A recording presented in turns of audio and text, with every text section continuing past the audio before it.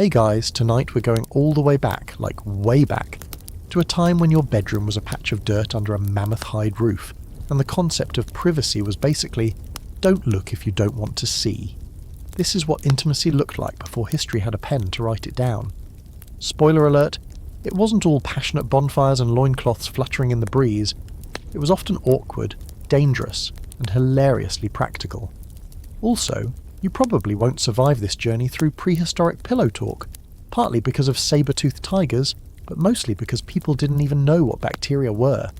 So before you get comfortable, take a moment to like the video and subscribe, but only if you genuinely enjoy what I do here. Oh, and tell me your city and the time where you are. Always fun to see who's drifting off with me from where. Now, dim the lights, maybe turn on a fan for that soft background hum, and let's ease into tonight's journey together. You're somewhere on the edge of a forest, maybe in what's now France or Turkey, but definitely not called that yet.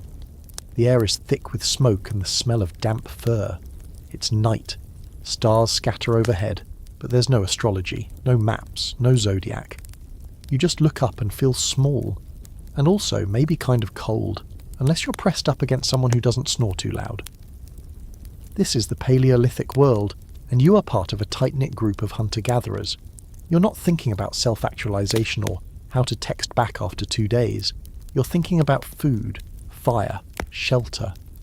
And yes, on certain nights when the fire burns just right and the shadows dance along the cave walls, about the kind of closeness that makes new humans. But as S3x in prehistory, it wasn't just for fun, it was deeply tangled up with survival, social structure, and superstition. For starters, no one knew how babies were actually made. That connection between a particular act and a child showing up 9 months later. Yeah, that understanding came way later. Early humans may have noticed patterns, but without biology textbooks, conception was chalked up to spirits, moon cycles, or just plain magic. Which meant, yes, you might do a little dance around the fire or wear an amulet made from a bear's tooth to increase fertility. Couldn't hurt, right?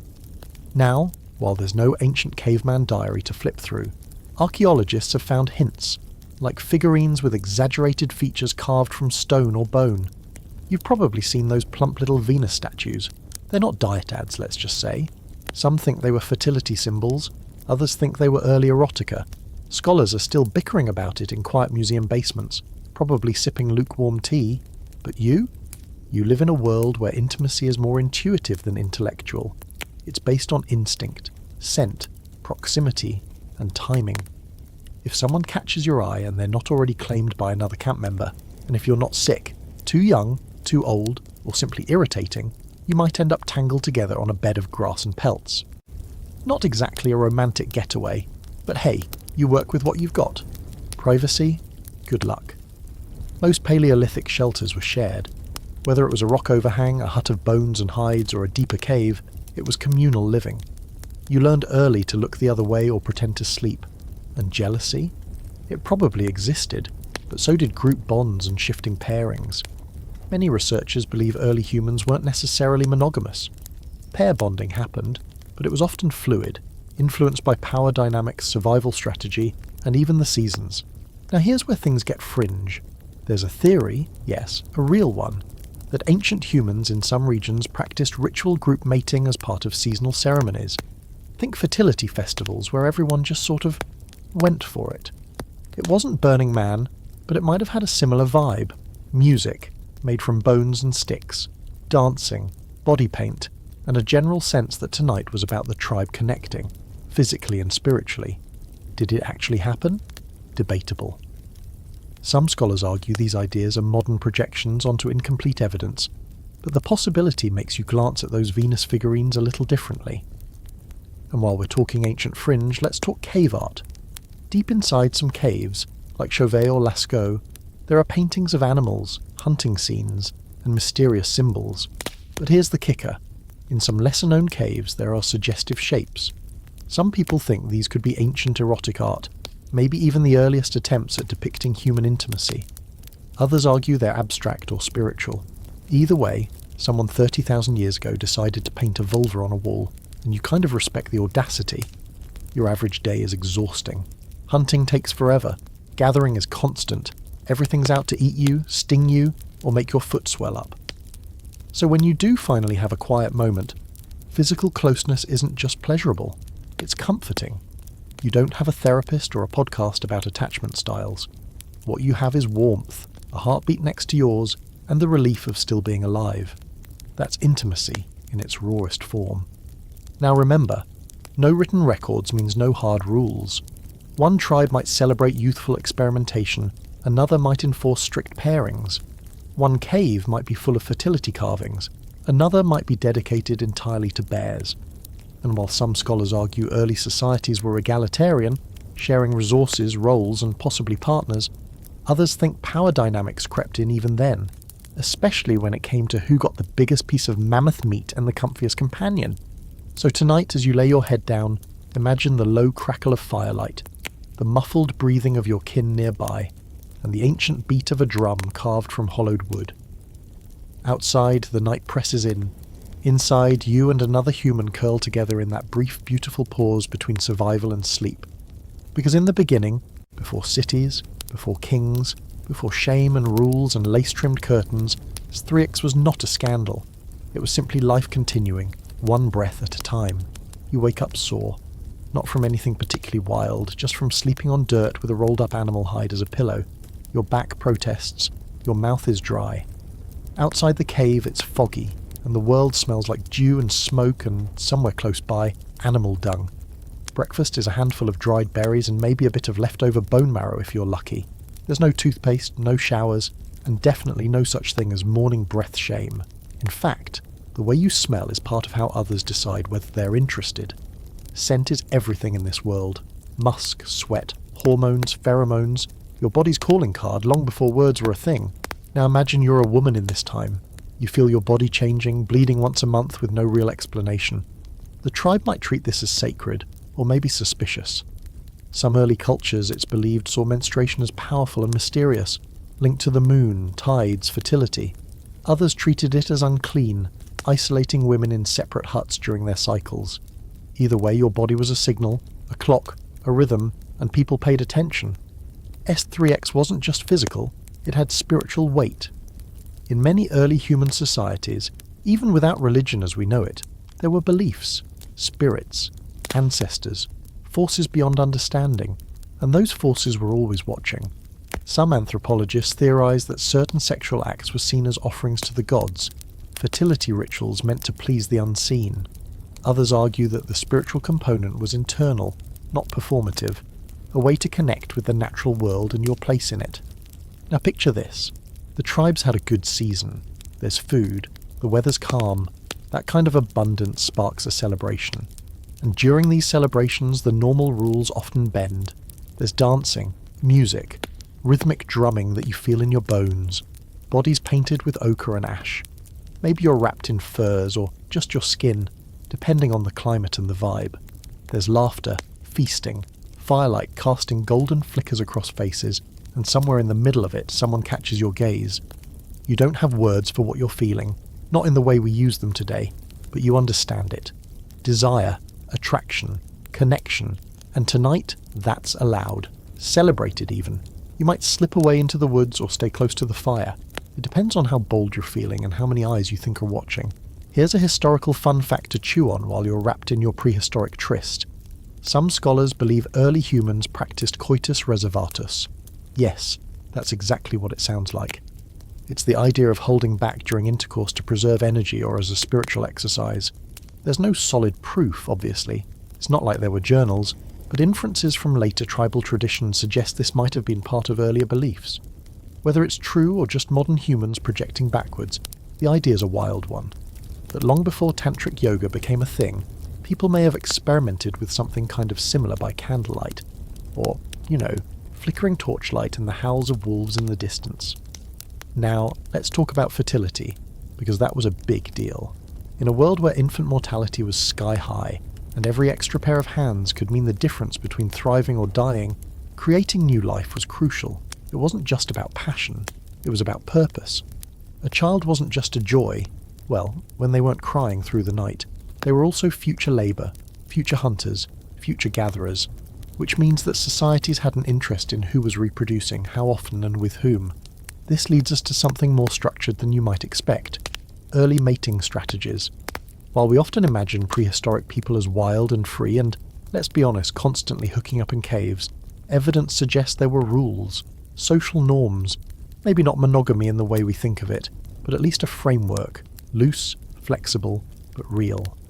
Some individuals formed longer-term bonds, often tied to child rearing. Others might have had different partners over time, depending on availability, alliances, or even favour within the group. What's fascinating, and still hotly debated, is whether these early societies leaned toward egalitarianism when it came to S3 duality. That is, were women and men equally free to choose partners, initiate intimacy, and enjoy pleasure? Some anthropologists argue yes, especially in hunter-gatherer groups where resources were shared and hierarchy was low. Others say no, that male dominance, especially in matters of reproduction, was present from the start. Honestly, the jury's still out, and it kind of depends on which cave and which century you're talking about.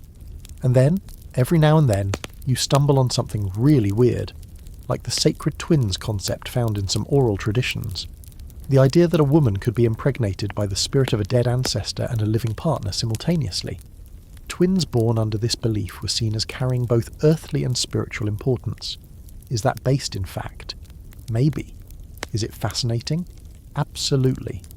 As you move through this early human world, you begin to see that S3x wasn't casual, but it also wasn't shameful. It just was, natural, rhythmic, interwoven with survival and community. A girl might learn about intimacy by watching, listening, absorbing the quiet rules of her people. A boy might find his first partner during a ritual dance or a quiet evening after a successful hunt. There were no books, no internet, no official talk, just observation and experience. Awkwardness, probably. But also, no expectations shaped by movies, memes, or 1,000 whispered taboos. And here's one last strange yet historically grounded idea to sleep on. Some tribes may have believed that to make a strong baby, a woman needed to receive multiple spirit gifts from different men. Yes, this was a very literal theory of shared paternity. The idea was that the more men who contributed, the healthier the child would be. So she'd be with several partners over a period of time, each adding their essence. This wasn't seen as scandalous, it was seen as loving, cooperative, teamwork, if you will. So yeah, next time someone says prehistoric people didn't know anything, just smile and think about that guy wearing a necklace of wolf teeth, who's absolutely convinced he's helping make a stronger baby by showing up twice a week with a rabbit and some passion. As the fire dies down and the tribe settles into silence, you lie there, belly full, heart calm, and the warmth of someone beside you. In this world, love and lust are not yet divided. Everything is instinct and mystery and ritual. The night is long, the future is uncertain, but for now, in the flickering dark, your body is alive, and your place in this fragile, flickering world is known. The sun creeps up slowly, filtering through the trees in long golden rays that dance across damp leaves and cracked stone. You blink awake to the sounds of morning. Soft rustles, the distant hoot of an owl retreating into its hollow, the low grumble of someone stoking last night's fire back to life. It's another day in the Stone Age, and if you're lucky, you'll survive it. If you're really lucky, maybe you'll even end it wrapped up in someone else's arms again, but only after a solid 12 hours of foraging, avoiding predators, and trying not to step on something sharp and venomous. But before we jump ahead too far, let's talk about rules. Not modern laws, not official commandments carved into stone tablets, but the whispered, evolving codes of behaviour that even early humans had. Despite what Hollywood loves to show us, prehistoric S3x wasn't just chaotic cave orgies under every full moon. Sure, those happened, but even chaos has its structure. And that structure? It was driven by survival, social cohesion, and just enough jealousy to keep things spicy. Some of the earliest human groups likely developed what you could call mating guidelines. Who could sleep with whom, under what circumstances, and what happened when someone stepped out of line. In small bands of 20 to 30 people, social fallout wasn't optional. If you slept with someone's partner and they got mad enough to stop sharing food or shelter, or worse, start swinging a club, everyone suffered. So people learned how to navigate it, through subtle signals, quiet arrangements, and occasional blowouts that everyone pretended to ignore. Here's a quirky historical twist. There's a theory that some groups believed in spirit fathers alongside biological ones, meaning a child didn't just have one dad, they had many. Any man who slept with the mother around the time of conception could be considered a father figure. It wasn't just a belief, it shaped the way people parented. Resources were pooled, responsibilities were shared. Less, who's your daddy, and more, who isn't your daddy. It sounds wild, but honestly, considering the survival odds of any kid born in that era, more help was always a good thing. And then you had the taboos, unwritten but deeply felt. Incest, for instance, was often a big no-no, even in groups where bloodlines were hard to track. Genetic diversity mattered, even if no one had a word for it. Some researchers think this instinctual avoidance of close kin relations may have been built into our psychology. Others suggest that early humans had rituals and rules specifically designed to keep those lines from crossing, like exogamy, where individuals had to find mates from neighbouring groups. You'd literally have to walk miles, dodge saber-toothed cats, and convince a stranger's tribe you weren't a threat, just to get a date. Modern dating apps are starting to look pretty decent, huh? Now picture a communal meal, a few roasted roots, some small game skewered over flames, a communal pot of something that smells edible. Everyone gathers, and you can feel the tension humming in the air. There's a glance exchange between two people. You notice it. So does everyone else. Tomorrow maybe they're curled up together in the corner of the shelter, or maybe someone else had already claimed that spot and things get awkward. That's the dance, silent, slow, and very much on display. In a group this small, you don't get to hide your feelings, your flings, or your fights. But it's not all drama. In fact, many scholars believe these communities emphasize cooperation over conflict. Love triangles? Sure. But open arrangements were probably more common than we think. Survival demanded flexibility, and that extended into the bedroom. The idea of one partner for life? That's a romantic construct that showed up much later. Right now, it's more about availability, compatibility, and whether you snore too loud during the cold months. Now here's something that'll make you blink. Some caves from the Upper Paleolithic period, like the famed Grotte des Combarelles in France, contain etchings of what some researchers argue are explicitly sexual scenes. These aren't modern graffiti, they're prehistoric. Abstract, yes, but suggestive enough to spark real debates among archaeologists. Were they sacred, erotic, artistic? Did early humans draw their fantasies on the walls for others to see, or was this part of a ritual, a spiritual call to the fertility spirits? Honestly, no one agrees. The academic arguments over these cave doodles are almost as fiery as the fire pits inside them, and if you're wondering what counted as attractive back then, well, surprise, it wasn't a six-pack or Instagram browse. Fertility was the top-tier trait. A healthy body, strong hips, a decent fat reserve, which screamed, "I survive winters." These were the prehistoric equivalents of hotness. For men, strength and hunting skill were key.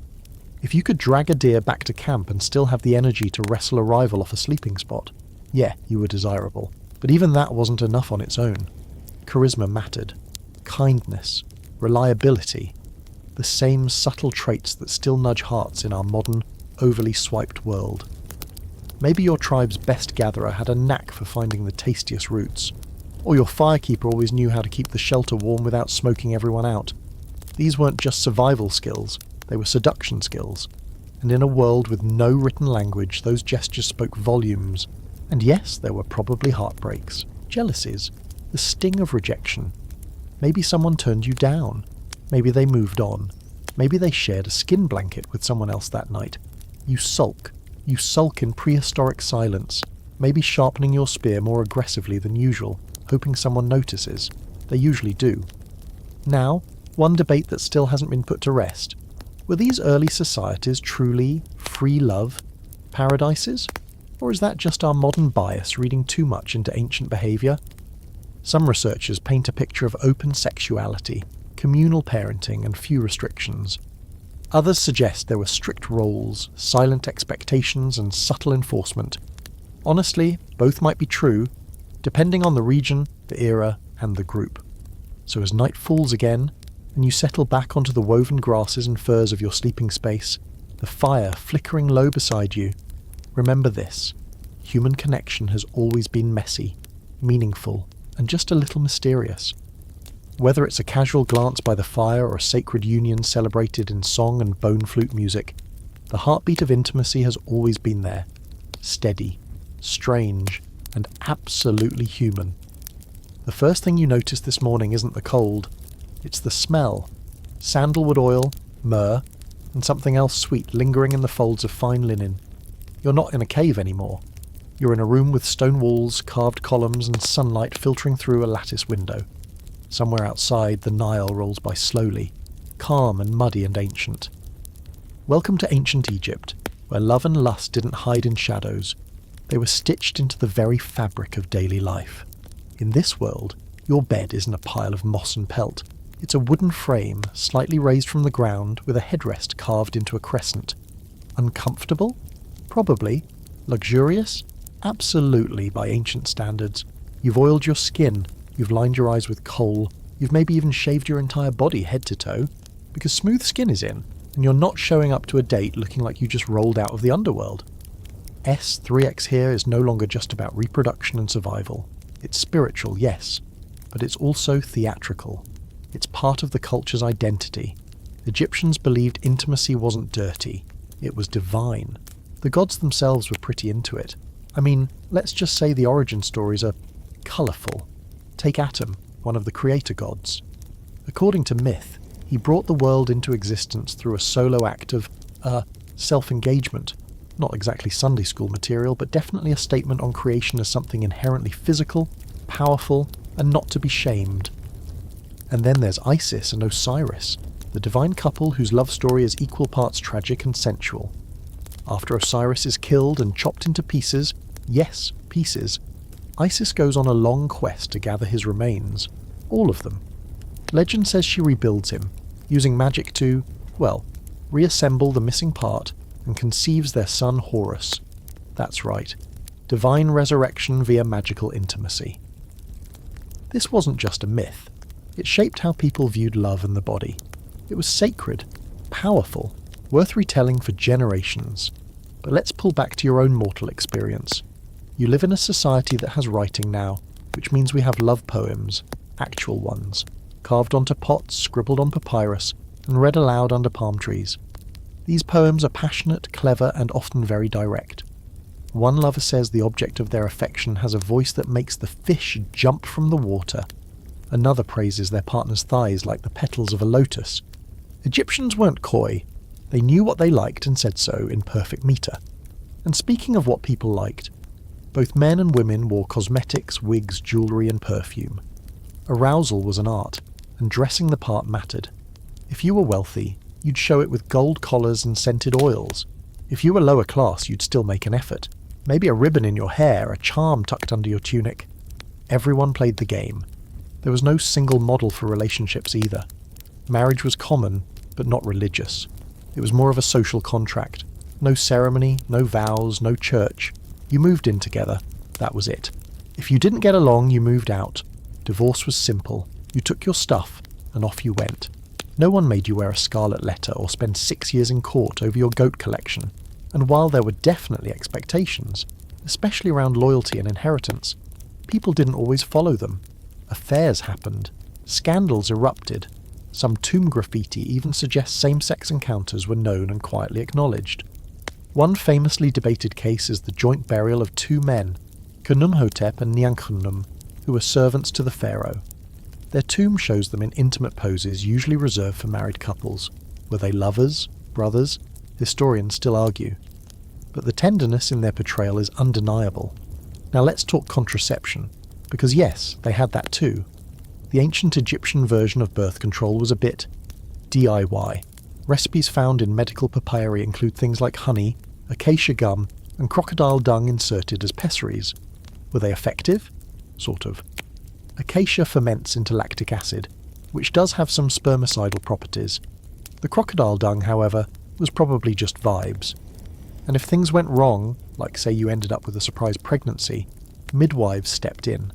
They weren't just birth assistants, they were caretakers, healers, and quiet keepers of generational knowledge. They also handled rituals to protect the mother and child from evil spirits, because health and magic were forever intertwined. But here's something even more fringe. The Egyptians believed the heart, not the brain, was the centre of thought and emotion, including love. That fluttery, breathless feeling you get when you see someone across the marketplace. That wasn't just excitement, it was your heart speaking literal truths, which explains why hearts were so important in death rituals. During mummification, they removed the brain but left the heart intact for judgment in the afterlife. You couldn't enter eternity without it. Now let's peek behind palace walls. The pharaohs lived differently, of course. Multiple wives, dozens of concubines, a private harem that was less scandalous orgy, and more administrative household with occasional benefits. These women weren't just decoration. Some wielded serious influence. Queen Hatshepsut, for example, rose from royal consort to pharaoh in her own right. She wore a false beard, ruled for decades, and left behind monuments that still stun. Power and sensuality weren't at odds here.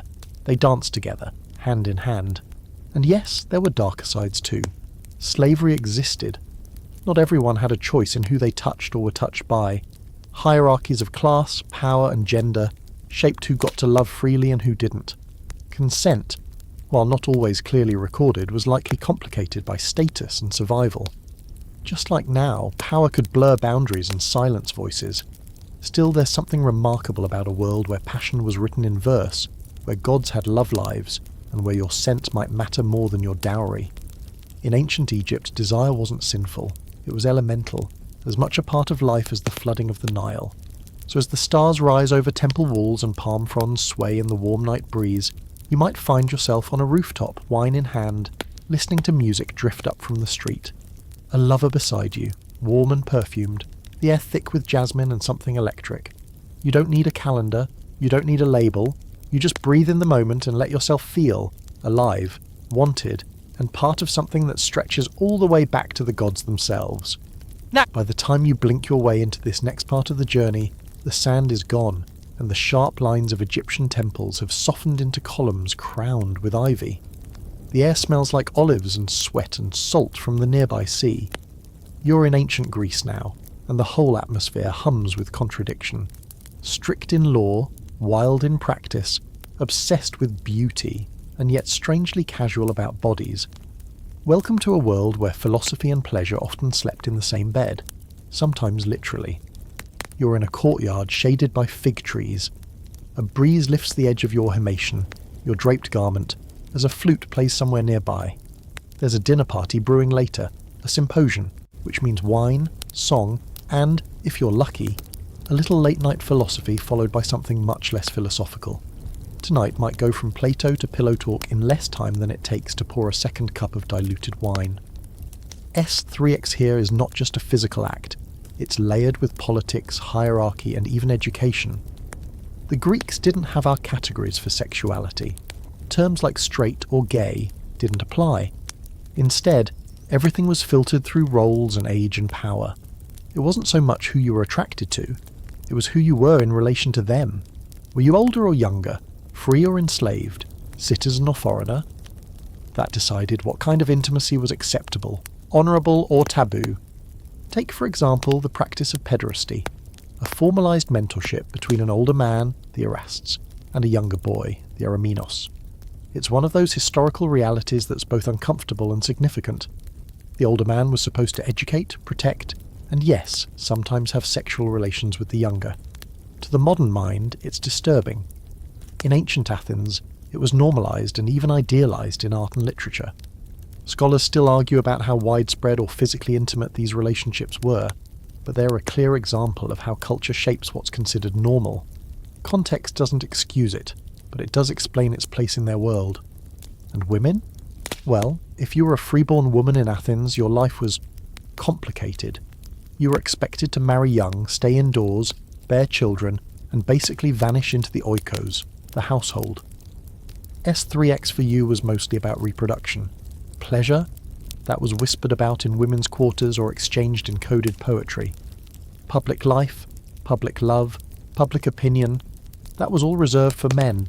Women were cloistered, mysterious, and often entirely absent from the records unless they broke the rules. But here's where it gets interesting. Outside of marriage, women did participate in other social roles that had room for intimacy and influence. Enter the heterae, elite courtesans who were educated, witty, and sexually independent. They attended symposia, debated politics, and often held more sway than the wives locked away at home. Think of them as part philosopher, part companion, part rebel. They weren't just tolerated, they were celebrated. If you were a man of status, you might have a wife to manage your estate and a hetaira for conversation, affection, and occasionally Greek poetry by candlelight. And then there were brothels, ubiquitous, regulated, and taxed. In fact, the Athenian statesman Solon is said to have legalized and organized prostitution, using the revenue to fund public projects. Talk about putting your money where your morals aren't. The lowest tier sex workers laboured in cramped rooms along busy streets. The higher tier companions lived in style, draped in perfume and silk, entertaining guests with music and clever banter before leading them into quieter rooms. Now let's talk about the Symposium again.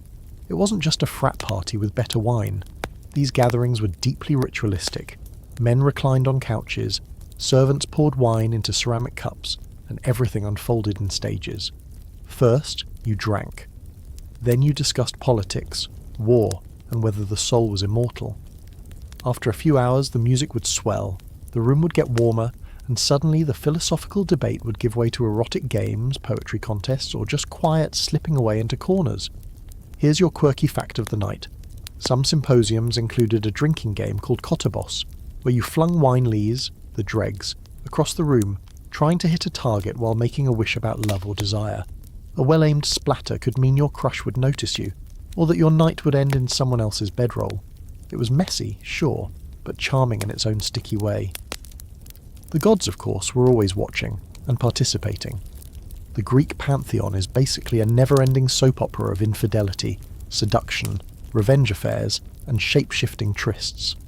Zeus turned into a swan to get with Leda, a golden shower to seduce Danae, and a bull to lure Europa. These myths weren't just stories. They shaped how people understood love and power. If the gods did it, humans could too. With consequences, of course. And yet, for all this freedom, not everything was permitted. Adultery, especially when it involved someone else's wife, was a big deal.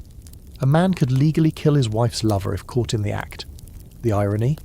That same man might have his own mistress, attend wild symposiums, and enjoy male lovers on the side. But his wife stepping out. That threatened inheritance, honour, and the very structure of the household. Despite this imbalance, ancient Greek literature occasionally offers glimpses of genuine affection. In Sappho's poetry, written by a woman for women, we find longing, tenderness, jealousy, all the messy, raw pieces of love. Her verses speak of glances that pierce the heart, of desire that trembles in the chest. Scholars have fought for centuries over what her poems really mean, but most agree she was a woman writing honestly about love, in a world that rarely let women speak. And then there's Plato, who, in his Symposium, explores love as something divine, ascending from physical attraction to pure intellectual connection. He imagines lovers inspiring each other, not just to pleasure, but to wisdom. It's lofty, it's idealistic, it's very on brand for a man in a robe trying to talk his way into something deeper. So as night falls in Athens and the last notes of a lyre fade into the cool air, you might find yourself reclining under the stars, wine cup in hand, debating whether love is a ladder to heaven, or just an excuse to stay a little longer in someone's bed. In Greece, both might be true. You wake up to shouting, not panicked or angry, just the kind of noise that happens when too many people are trying to bathe, gossip and argue politics in the same marble-lined bathhouse. You're in ancient Rome now, and personal space is a myth. The city stinks of ambition, sweat, garum sauce and hot stone, and if you think Greek love was complicated, you haven't seen anything yet. Here, S3x is both everywhere and nowhere. It's a daily part of life, but also cloaked in euphemism, law, and performance. You stroll through the streets of Rome, past open-air markets where you can buy everything from salted fish to silk imported from far-off lands. And yes, that includes buying time with someone for the night, if you know where to look, or even if you don't. Brothels weren't exactly subtle. Unlike the Greeks, the Romans were more utilitarian about intimacy, less philosophical, more practical, less divine, more transactional. But don't let that fool you. This city is dripping with innuendo. You glance up and spot carvings over doorways that look suspiciously like phallic symbols. No, you're not imagining things. Phalluses were everywhere in Rome. painted, sculpted, worn on necklaces, even used as wind chimes. They weren't dirty. They were lucky, protectors, wards against the evil eye. Yes, your neighbour really did have a flying bronze penis with wings and tiny feet dangling from their front door. It was called a fascinum, and it was entirely normal. Probably jingled when the wind blew, but let's talk about bedrooms, or the lack of them. The average Roman lived in cramped insulae, which were basically ancient apartment buildings with thin walls and even thinner floors. Privacy was non-existent. If you wanted to get busy, you got creative. Public bathhouses often had little alcoves for private encounters. Taverns had back rooms. And if you had money? Oh, the things you could build. Spacious villas with dedicated cubicula, bedrooms, cushioned couches, scented oils and frescoes on the walls that left nothing to the imagination. That brings us to art. Because the Romans painted what they felt, and sometimes what they felt was extremely specific. The city of Pompeii, famously frozen in volcanic ash, gives us a literal snapshot of Roman erotic culture. Wall paintings in the Lupanar, the city's main brothel, show various sex acts, each possibly indicating services offered. These weren't hidden, they were menu boards. And the graffiti? Let's just say it makes modern bathroom stall scribbles look like Shakespeare. I had her here. Good at it. Try so-and-so. Some are surprisingly sweet, others deeply unpoetic. Now, if you were a Roman citizen, especially a man, the rules around S3x weren't about who you did it with. They were about how and in what position of power. Passive roles were for women, enslaved people, or very young men. Taking the dominant role? That was fine, expected even, as long as the object of your desire wasn't someone else's wife, or someone too high status to offend. It wasn't orientation that mattered, it was dominance, status, and control. Women's lives were more constrained, legally and socially, but not devoid of pleasure. Roman women had more freedom than their Greek predecessors. They could own property, divorce, and even initiate affairs, although discretion was key. A wealthy woman might have lovers, host literary salons, and bathe in rosewater before a romantic rendezvous. A poor woman's experience was grittier, often entangled with labour, survival, and proximity to power. But across the board, Roman women had a language for love. You see it in the poetry of Sulpicia, one of the only surviving female voices of the time, who wrote verses about desire, jealousy, and choosing passion over propriety. And if you think poetry wasn't serious business, let's talk about Ovid. This guy wrote The Art of Love, a kind of ancient pickup manual with advice like, don't forget to compliment her arms, and if she's eating grapes, that's your moment. He got exiled for it, literally banished to the edge of the empire for writing too openly about seduction. The Emperor Augustus was trying to clean up Rome's image at the time, passing laws to promote marriage, morality, and making babies. Ovid's flirt-fueled verses, not helpful. His punishment was poetic justice. He spent the rest of his life writing sad letters from the Black Sea, missing the nightlife. Speaking of laws, Augustus's reforms, called the Lex Julia, tried to regulate everything from adultery to bachelorhood. Rewards for having more kids, penalties for staying single too long. It was basically the Roman version of a family values campaign, and people responded as you'd expect, by ignoring it entirely. Adultery still happened, lavish orgies still made headlines, and behind the marble statues of virtue stood plenty of very human behaviour. Now here's your fringe fact. Emperor Elagabalus, who ruled in the 3rd century CE, was infamous for throwing lavish feasts where guests dined under ceilings that rained rose petals, sometimes so thick people allegedly suffocated. His personal life was just as flamboyant. Elagabalus is said to have married 5 women, but also 1 male athlete and a charioteer, and might have referred to himself as female.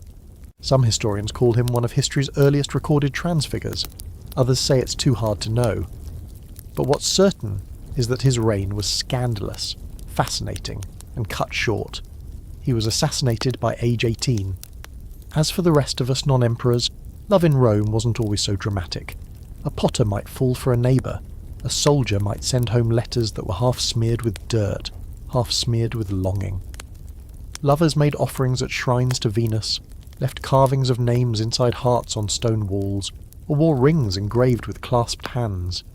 Yes, Roman couples were sappy too. But there was always a dark underside. enslaved people had no legal rights to consent. Their bodies were often used, traded, or abused. Roman literature reflects this ugly truth with casual cruelty. For all the poetry and perfumed bathhouses, Rome was also an empire built on inequality, and that extended deeply into the bedroom. Still, as twilight settles over the rooftops and laughter echoes from a distant insula, the hum of the city never really sleeps. You lie back on a stone bench warmed by the day's heat. Someone presses a fig into your hand. Somewhere nearby, musicians tune their instruments, and you feel it. The pulse of a city where love is theatre, pleasure is politics, and everything, even the messiest of entanglements, is a story waiting to be told in marble. The room is dark, but not in a bad way. There's soft lamplight flickering against carved sandalwood. Incense coils through the air. Sandalwood again, this time blended with something floral and a little mysterious. You hear wind chimes, the faint gurgle of a fountain outside, and you're not in Rome anymore. You're in ancient India now, a place where the divine and the sensual didn't just coexist. They danced together in broad daylight, arms twined, smiles subtle, and eyes knowing. Here, S3x isn't a guilty indulgence. It's one of the 4 Purusharthas, the aims of life. That's right. Alongside virtue, dharma, prosperity, artha, and liberation, moksha, pleasure, karma, sits proudly, unapologetically as a valid and worthy pursuit. You can almost hear a collective modern gasp echoing through time. Wait, it's okay to enjoy this. And the answer in this world is, not only is it okay, it's practically a sacred responsibility. If you're going to live, love, and feel, you should do it fully, with awareness, intention, and ideally, a little poetry. Tonight you're not in a hut or a city street, but in a quiet chamber behind temple walls or perhaps in a merchant's home. The bedding is soft, maybe even layered in woven cotton sheets, and the breeze smells of night-blooming jasmine. There's no shame in this room, just curiosity. Intimacy isn't hurried or hidden, it's studied, respected, because this is the world that gave us the Kama Sutra. Yes, that Kama Sutra, the one that's been misquoted and misused in every discount yoga class pamphlet ever made. But here's the twist. The Kama Sutra isn't just about S3x at all. Only a small part of it even discusses positions or techniques. The rest? It's a user manual for living beautifully. It covers conversation, courtship, personal hygiene, what scents to wear, how to decorate your home, and how to conduct yourself in love with grace and skill. Want to know how to write a love letter or hold eye contact just long enough to spark something? It's in there. So imagine yourself now, not just lying beside someone, but studying them, truly seeing them. In ancient India, especially among the urban elite, this was considered part of good living. You'd bathe together, share food, read poetry aloud. Physical intimacy wasn't just a goal. It was part of a broader emotional, intellectual, and spiritual connection. And it wasn't only for married couples. The Kama Sutra outlines different kinds of relationships, romantic affairs, courtly love, even encounters with strangers, each treated with nuance. Now here's a lesser-known but fascinating reality. Women in this world were not expected to be passive. In fact, some texts instruct men to let the woman lead, especially in her own pleasure. A skilled lover, according to the old wisdom, is one who knows how to read her body, her breath, her pauses, and her joy. There's even a chapter dedicated to how women signal their interest through gestures. Tapping the bed, biting the lip, a slow turn of the head. Consent wasn't just assumed, it was ritualized, encoded in body language, and seen as an essential part of the dance. And if you think that's progressive, let's talk about Nagavadu, the brides of the city. These were elite courtesans in places like ancient Varanasi or Ujjain. They weren't just entertainers, they were artists, dancers, poets, and conversationalists. Chosen for their beauty, talent, and intellect, they were trained from a young age in the arts of music, dance, poetry, and the subtleties of companionship. Kings and scholars alike courted them, not just for S3x, but for inspiration and conversation. The most famous of these women, Amrapali, was so revered that even the Buddha visited her, and she later gave up everything to join his order. The temples themselves reflect this worldview. Take Khajuraho, a complex of Hindu and Jain temples adorned with erotic carvings, figures locked in various states of union, expressions serene, bodies curved like the flow of a river. Were they just decoration? Maybe. but more likely they were symbolic, portraying the union of the self with the divine, the body with the cosmos, the physical with the eternal. Modern scholars debate the meaning. Some see it as an instructional gallery, others as metaphors for transcendence. But either way, it's clear. In this culture, intimacy was not something to hide. It was something to honour. Here's a fringe fact for tonight. One ancient text, the Anangaranga, written a bit later during the medieval period, suggests ways to rekindle passion in long-term marriages, like roleplay, change of location, even different perfumes depending on the time of year. That's right, they had seasonal scent strategies. Spring, go floral, monsoon season, muskier, winter, spicy and warming. The goal wasn't just satisfaction, it was renewal, rediscovery and continued curiosity. And while love was celebrated, it wasn't lawless. Social norms varied by caste, region and religion. Some relationships were forbidden, others were expected. Arranged marriages were common, but emotional and physical connections outside of those bonds were not uncommon either. The key difference? Discretion and respect. You didn't broadcast affairs, but you didn't crucify people for them either. And yes, LGBTQ+ relationships existed, even if the terminology didn't. Ancient Indian literature includes stories of gender transformation, third gender figures, and same-sex love. In some temples, you'll even find depictions of two women or two men in intimate embrace. The Kama Sutra itself includes references to same-gender attraction and describes practices that, today, would fall under queer identities. These weren't anomalies, they were acknowledged as part of a life spectrum. Of course, over time, things changed. Different rulers, religions, and waves of colonization layered in new interpretations of morality.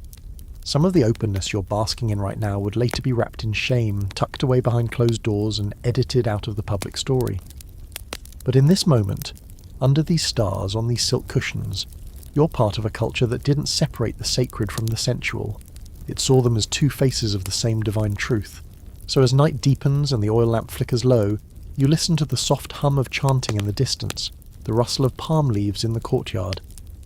You feel a warm hand brush yours, no urgency, just the promise of connection. In this world, pleasure isn't a secret or a sin. It's a path, a practice, a human rite written in verse, carved in stone, and lived in every careful, mindful touch. This time, you hear the scrolls before you see them, soft rustling, the delicate snap of parchment as it's unfurled. The room smells of ink and cedar, faint traces of old incense lingering in the beams. You've left the spice-sweet air of ancient India behind and arrived in the private quarters of a Chinese scholar during the Han Dynasty. Outside, paper lanterns swing gently in the breeze, casting golden shadows across the courtyard pond. Bamboo brushes against stone walls. Inside, the atmosphere is hushed, precise, and filled with unspoken meaning. And yet, just beneath the surface, there's a quiet pulse of desire. Timid, coded, but unmistakably alive. In ancient China, intimacy is laced with restraint. Everything is a performance of subtlety. Desire exists, vivid, complex, and deeply human. But it's not loud. You don't shout your longing. You pour it into poetry, into glances, into the way you pour someone's tea just a little too slowly. In this world, intimacy is about anticipation and nuance, and if you're looking for scandal or passion, you'll have to read between the lines. Marriage here is not a matter of love, but of family duty. It's arranged, strategic. Two families align their fortunes, their surnames, their futures.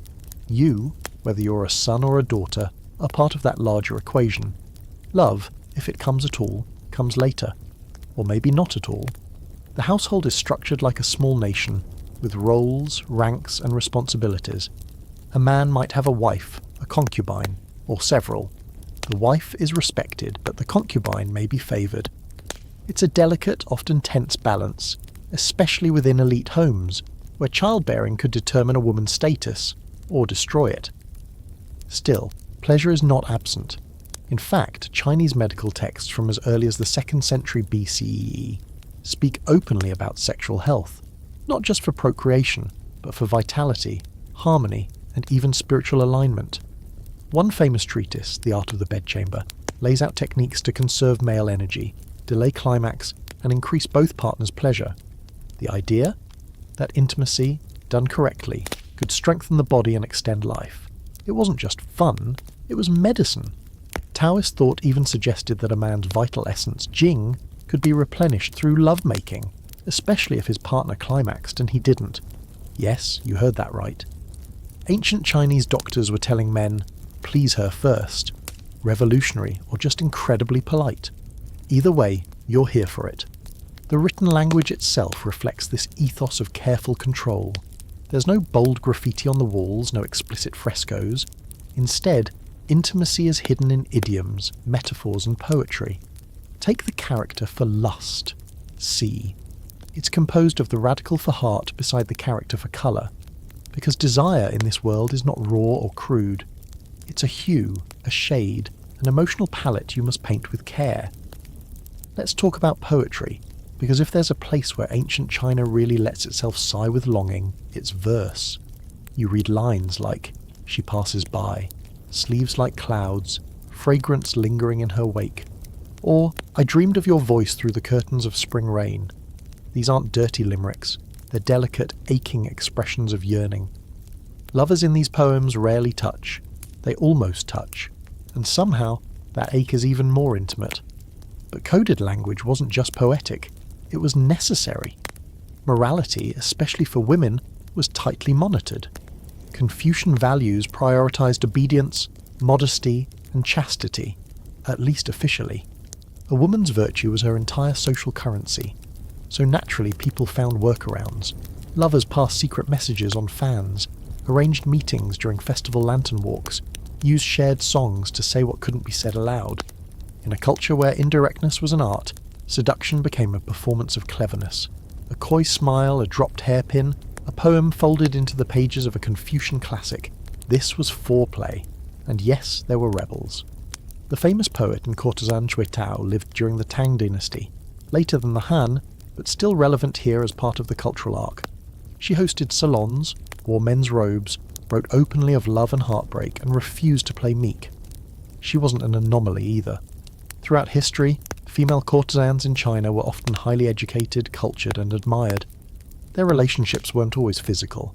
Sometimes they were purely poetic, a patron returning again and again just to hear a particular song, or to exchange couplets over wine. But sometimes they were more, and while society judged, it also romanticized these bonds, especially when they ended in tragedy. There's something deeply human in that contradiction, praising what it dares not condone. Here's a curious fringe belief for you. Some Taoist texts claimed that sleeping with virgins or multiple women in a single night could boost a man's energy levels, circulate his qi, and help him attain immortality. Others went so far as to say that true mastery of life required balancing the yin and yang through specific bedchamber practices.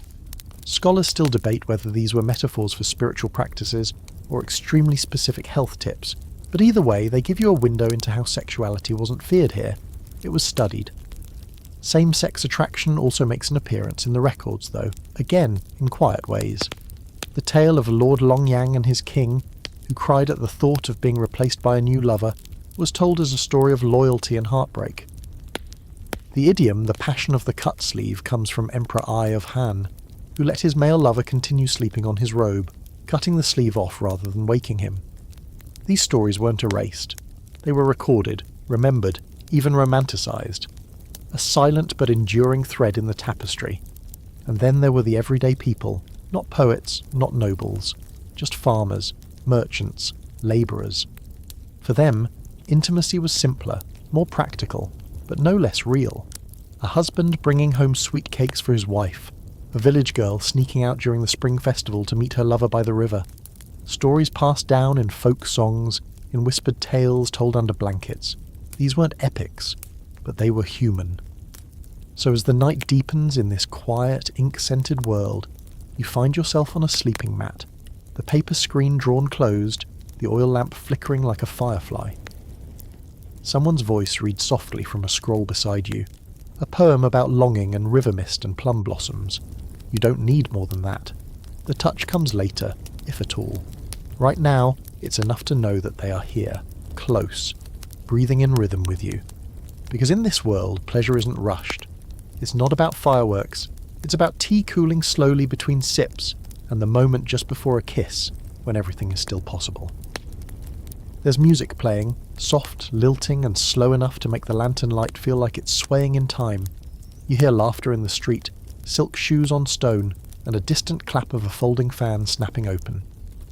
Welcome to Edo period Japan, where everything is wrapped in layers, of fabric, of meaning, of protocol. But behind those layers, a floating world where pleasure is cultivated like bonsai, carefully, deliberately, and with breathtaking precision. Tonight, you're stepping into the ukiyo, the floating world, a name that makes it sound fragile, dreamlike, and just a little unreal. And that's kind of the point. This isn't the grind of the rice harvest, or the stern glances of the samurai class.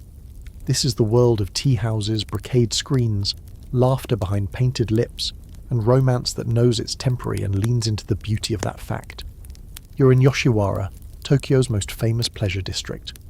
But this isn't a red light zone in the modern sense. It's a self-contained, legally sanctioned, highly choreographed bubble of art, desire and fantasy. Behind the gates, everything looks different. There's music drifting out from shamisen players. Cherry blossoms bloom like confetti. You pass performers, poets, actors in full kabuki makeup, all mingling with merchants and low-ranking samurai who've saved for months to spend a single night here. Even the air smells better, like plum wine and wood smoke and face powder. At the heart of this world are the oiran, courtesans, yes, but so much more than that. These women are fashion icons, celebrities and conversationalists of the highest order. They don't just know how to entertain. They know how to read a room, how to compose haiku, how to pour tea with a flick of the wrist so graceful it could silence a rowdy table. And if you want to spend a night with one, it's not just about the coin in your purse. It's about reputation, persistence and ceremony. You can't just stroll in and ask. You have to be introduced, accepted, courted. It might take 3 visits just to get a smile. Half the appeal is in the waiting. The oiran are not to be confused with geisha, who also work in the floating world, but in a different realm. While courtesans offer physical intimacy, geisha offer performance and presence. A geisha plays music, dances, tells stories, hosts games. Her flirtation is a masterclass in tension, a hand lingering too long on the neck of a shamisen, a half laugh at just the right time. And yes, sometimes deeper connections form, but it's not transactional, it's theatrical, emotional, often platonic, sometimes not. The boundaries are blurred, but always elegant. What's most striking about this world is how much is unspoken. A dropped hairpin, the precise length of a glance, the kind of kimono worn, and how it's belted. Even the direction of a fan's flutter says something. If you don't know the code, you're just watching a beautiful mystery. But once you learn it, then every movement crackles with possibility. And the art, ukiyo-e, pictures of the floating world, aren't just landscapes and women in colourful robes. They're also wildly erotic. Shunga, the erotic print genre, was popular and widely circulated. These weren't shameful backroom items. They were collected by samurai, scholars, even women. Often playful, sometimes exaggerated to cartoonish extremes, Shunga celebrated the human body with humour, grace, and a total lack of apology. One famous print by Hokusai features a woman in a very enthusiastic rendezvous with a pair of octopuses. Yes, octopuses. Freud would have a field day. But in this culture, the line between fantasy and art wasn't strict. It was fluid, like ink on silk. Here's a fringe detail for you. In Yoshiwara, oiran wore their obi, the sash of the kimono, tied in the front instead of the back. It was both a style statement and a practical choice, and it became an iconic signifier of the profession. It also gave rise to rumours, exaggerations and erotic fascination among outsiders who didn't understand the nuance. But in the world of the oiran, everything was coded, every colour, every fold. The effect was less sexy and more mesmerising. Of course, this world wasn't all poetry and perfumed evenings.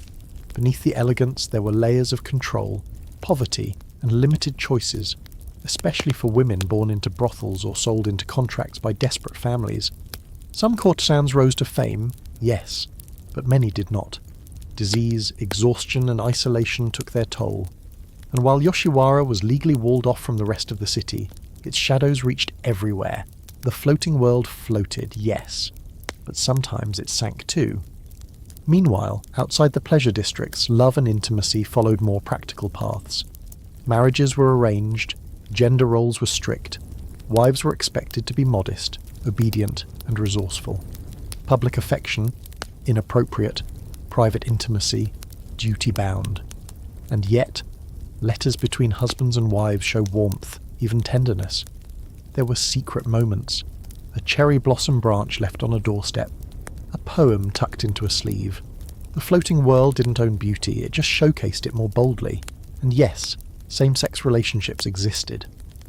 Among samurai, particularly during earlier eras, bonds between male warriors were common, and sometimes formalized. These relationships weren't seen as contradictory to heterosexual marriage. They were simply part of life. Nanshoku, the term for male-male intimacy, was recorded in art and literature alike. In monasteries too, close relationships formed. Though frowned on officially, they were often tolerated quietly. As for female same-sex love, it's harder to trace, often erased or filtered through the male gaze in surviving records. But that doesn't mean it wasn't there. In folk tales and songs you find glimmers. Two women running away together, soulmates who take vows in secret. In Shunga, you even find occasional depictions, soft and spare, hidden among the more typical scenes. Scholars still debate the purpose of the floating world. Was it an escape valve for societal pressure? A stage where gender and power could be explored more freely? Or just another market selling dreams with silk ribbons? Maybe it was all of those at once, but what's certain is this. It took desire seriously, not just as impulse, but as experience, as mood, as art, as something worth dressing up for, even if it only lasted one night. So as your night in Yoshiwara winds down, you find yourself seated on tatami mats, a porcelain cup of sake warming your hands, the air thick with the scent of incense and old wood. Someone across from you smiles behind a painted fan. The music slows, the oil lamps flicker, and for just a moment the world feels weightless, unreal, floating, not forever, but for now. You're barefoot in the dirt now. No silk robes, no incense, no fine wine in porcelain cups. The night air is thicker, full of crickets, and the scent of smoke from a cooking fire that's still glowing orange under a bed of coals. Somewhere nearby, someone's singing softly. Maybe a lullaby, maybe a ritual song passed down for hundreds of years. You're deep in the heart of a tribal village, but not just one. Tonight's chapter winds through dozens of places, across continents and centuries, from the dense forests of the Amazon to the high plateaus of Tibet, the sun-soaked plains of Australia, and the frost-bitten edges of Siberia. You're not in one culture, you're in many, and each one treats intimacy differently, but with something shared, a reverence for the body's role in belonging. In these indigenous societies, S3x is rarely something hidden behind walls or left to awkward conversations. It's life, it's fertility, it's the storm before the harvest and the fire after a hunt. It's in the stories the elders tell around the fire, sometimes metaphorical, sometimes very much not. And it's not just between individuals, it's woven into the fabric of the community. Your body doesn't belong just to you, it belongs to the rhythm of the people, the land, and the ancestors. Start in Polynesia, where European missionaries were once scandalized to find people openly affectionate, sometimes sleeping communally, and generally unbothered by the nudity or sexual freedom that horrified their Victorian sensibilities. To the islanders, pleasure wasn't something shameful. It was part of life's joy. Many cultures here had songs and dances that expressed sensuality, openly, beautifully. Hula, for example, is more than a tourist show. It's a sacred form of storytelling, with gestures and sways that, in some cases, held layers of intimate meaning. Imagine telling someone "I want you," not with a text message, but with a dance you've known since childhood. Shift now to the indigenous nations of North America. These were far from a monolith. Over 500 tribes, each with unique customs, values, and views on relationships. In some, monogamy was the norm. In others, not so much. Some groups celebrated trial marriages, where couples lived together to test compatibility. If it didn't work, they parted ways without scandal. In several nations, including the Cherokee and Lakota, women could own property, initiate divorce, and maintain significant autonomy, including in their love lives. Now here's something modern minds are only just beginning to reclaim: the role of two-spirit individuals. Many Native American tribes recognized more than two genders and held space for people who embodied both masculine and feminine traits. These individuals often held important social and spiritual roles: healers, matchmakers, teachers. Their relationships were respected, and in some cases considered uniquely blessed. Two-spirit is a contemporary term, but the traditions go back far beyond any colonial lens. Scholars still debate exactly how each tribe viewed same-sex or gender non-conforming identities, but what's clear is this: many cultures had more inclusive, fluid understandings of identity than we're often led to believe. Across the ocean, you find yourself in a village in West Africa. The night is louder here, drums echoing across the trees, voices raised in call and response. You're witnessing a fertility ceremony, where rhythm and movement and spirit blur. In some cultures, these ceremonies included open expressions of desire, dancing that wasn't just symbolic, but a channel for energy, passion, even ancestral blessing. Masks are worn, names are called, spirits are invited in, and yes, sometimes people paired off, disappearing into the tall grass before rejoining the circle, eyes bright, breath heavy. It wasn't debauchery, it was sacred, celebrated. Just another way the community honoured the life force moving through their people. And yet, in each of these places, the rules varied. In some groups, virginity before marriage was crucial. In others, it was irrelevant. In one culture, polyamory might be the norm. In another, loyalty to a single partner was deeply valued. The difference? There was no singular global blueprint for how humans should relate. Just a deep awareness that connection matters, that the body and spirit are intertwined, and that intimacy isn't always about hiding, it's often about witnessing. Fringe fact incoming. Among the Trobriand islanders of Papua New Guinea, anthropologists found that courtship involved elaborate rituals, gifting yams, yes, yams, public flirting, and eventually the woman inviting the man to sleep in her hut. If the man stayed until morning and shared a meal with her family, they were considered married. Simple, yes, but also deeply communal. The relationship wasn't just about the two individuals, it involved the whole social fabric. Yeah. But these societies weren't without their contradictions or dark sides. In some groups, S3 dual violence was used as punishment. In others, colonization introduced shame where there once was none, rewiring beliefs through religious imposition and punishment. Laws were passed, traditions were banned, stories were lost or forced underground. The damage lingers, especially where once fluid identities were criminalized or ridiculed. Healing even now is ongoing, and yet the resilience of these cultures is extraordinary. In Australia, Aboriginal Dreamtime stories often include tales of creation that are explicitly erotic, beings giving birth to rivers and hills through acts of love or desire. In the Arctic, Inuit families shared tents where privacy was a luxury, but consent was still paramount.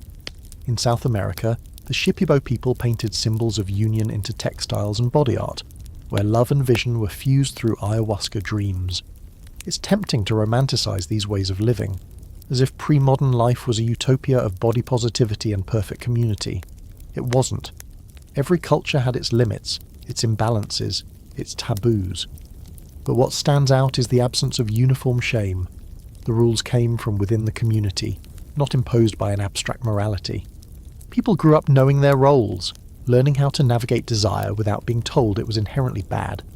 So tonight, under a canopy of stars in the wide, wild world outside the walls of empire, you lie back beside a fire, maybe with someone you care about, maybe alone.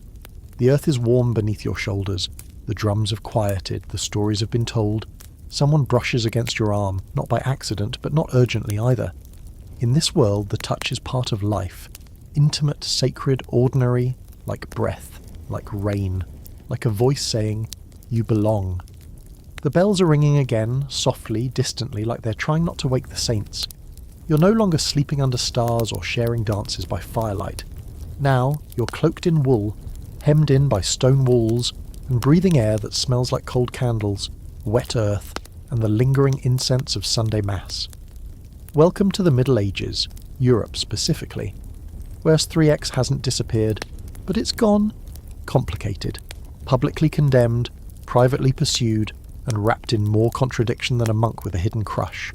You've arrived in a world where every move is monitored, not just by your neighbours, but by God, the Church, and that slightly terrifying guy in the corner who never stops quoting Latin. Here, intimacy isn't framed as natural or even personal. It's moral, dangerous, and laced with enough guilt to last several lifetimes. Desire is suspect, pleasure is a test, and if you're lucky enough to have a lover, you're also lucky if you don't end up paying penance for it for the next 30 years. But let's not get ahead of ourselves. Not everyone was repressed or cloistered. The medieval world was vast, and as always, different communities played by different rules. In the countryside, peasants were still peasants, working the land, sharing tight living quarters, and doing their best to survive. That meant people still fell in love, or at least into bed, without checking first with the village priest. There were casual hookups in barns, secret affairs under the stars, some of it frowned upon, some of it ignored, and most of it just part of rural life. You had to get married eventually, maybe by 14 or 15, and once you did, the church technically only allowed intimacy for procreation. But no one was checking every time, hopefully. The nobles, though, that's where things got theatrical. Courtly love was all the rage, and if you've never been wooed with a lute song under your tower window while your husband is off fighting a war, then you're really missing out. These romances were deliberately non-physical, or at least that was the official line. A knight pining for his lady, the lady sighing through silk curtains. Everything was about longing, restraint, and the unbearable tragedy of not being able to touch. Of course, a surprising number of these restrained couples somehow ended up with children born 9 months after a particularly poetic harvest festival. Now let's talk monasteries and convents, because while they were supposedly sanctuaries of celibacy and prayer, the reality was, well, more interesting. Monks and nuns were people too, and that whole vow of chastity thing, sometimes more of a suggestion than a hard rule. Letters, court records, and even monastery budgets include some awkward little footnotes, like unexpected pregnancies, or expenses for midwives that no one wants to explain. There's one recorded scandal where 2 abbesses were accused of running their convent more like a secret nightclub, complete with lovers sneaking in under cover of darkness. It's all very holy, just with more sinning than advertised. Here's your quirky historical footnote.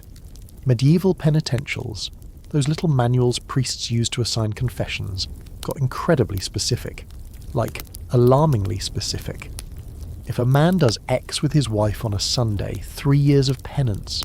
If it's on a feast day, double that. If it's in a church, well, let's just not even go there. These guides catalogued every imaginable act, each with its corresponding punishment, often phrased like a menu of eternal damnation. Reading one feels like accidentally stumbling into a medieval version of Google's most awkward search history. Still, people found their ways around the rules. Lovers wrote secret letters in code, met in pilgrim cloaks, and confessed their sins in a tone that said, "I'm very sorry," but meant, "I'll definitely do it again." Even clergy weren't immune. Some priests had long-term mistresses, even unofficial wives who lived with them. One bishop was caught with over 70 mistresses. 70. You start to wonder how he found time to bishop at all, and of course there were brothels. Big, open, surprisingly legal brothels, especially in cities like Paris, London and Cologne. The church didn't exactly approve, but they regulated them, taxed them, and occasionally even took a cut. Many towns had designated red light districts, with signage so obvious that you'd need to be trying to miss it. There were rules, no solicitation on Sundays, no customers underage, and absolutely no interrupting prayer times. A very spiritual approach to time management. Brothels also created a strange kind of space for women. Some worked there by force, others by choice. Some found community, income, even autonomy. One infamous woman in London ran a brothel and funded a nearby church. When questioned, she said, "One to pay for the other." Bold. But outside of brothels, women's S3 duality was heavily controlled. Virginity was prized, at least in unmarried women, and a reputation could make or break your social standing. Yet paradoxically, the Virgin Mary was elevated to near-goddess status, while Eve was still blamed for basically ruining everything. That tension between purity and temptation was carved into cathedrals, etched into sermons, and embroidered into every maiden's undergarments. Figuratively, hopefully. Despite this, female desire didn't vanish. You see it in stories like Tristan and Isolde, in love poems written by nuns, in folk songs about girls sneaking out to meet stable boys. Women loved, lusted, and lamented just as much as the men did.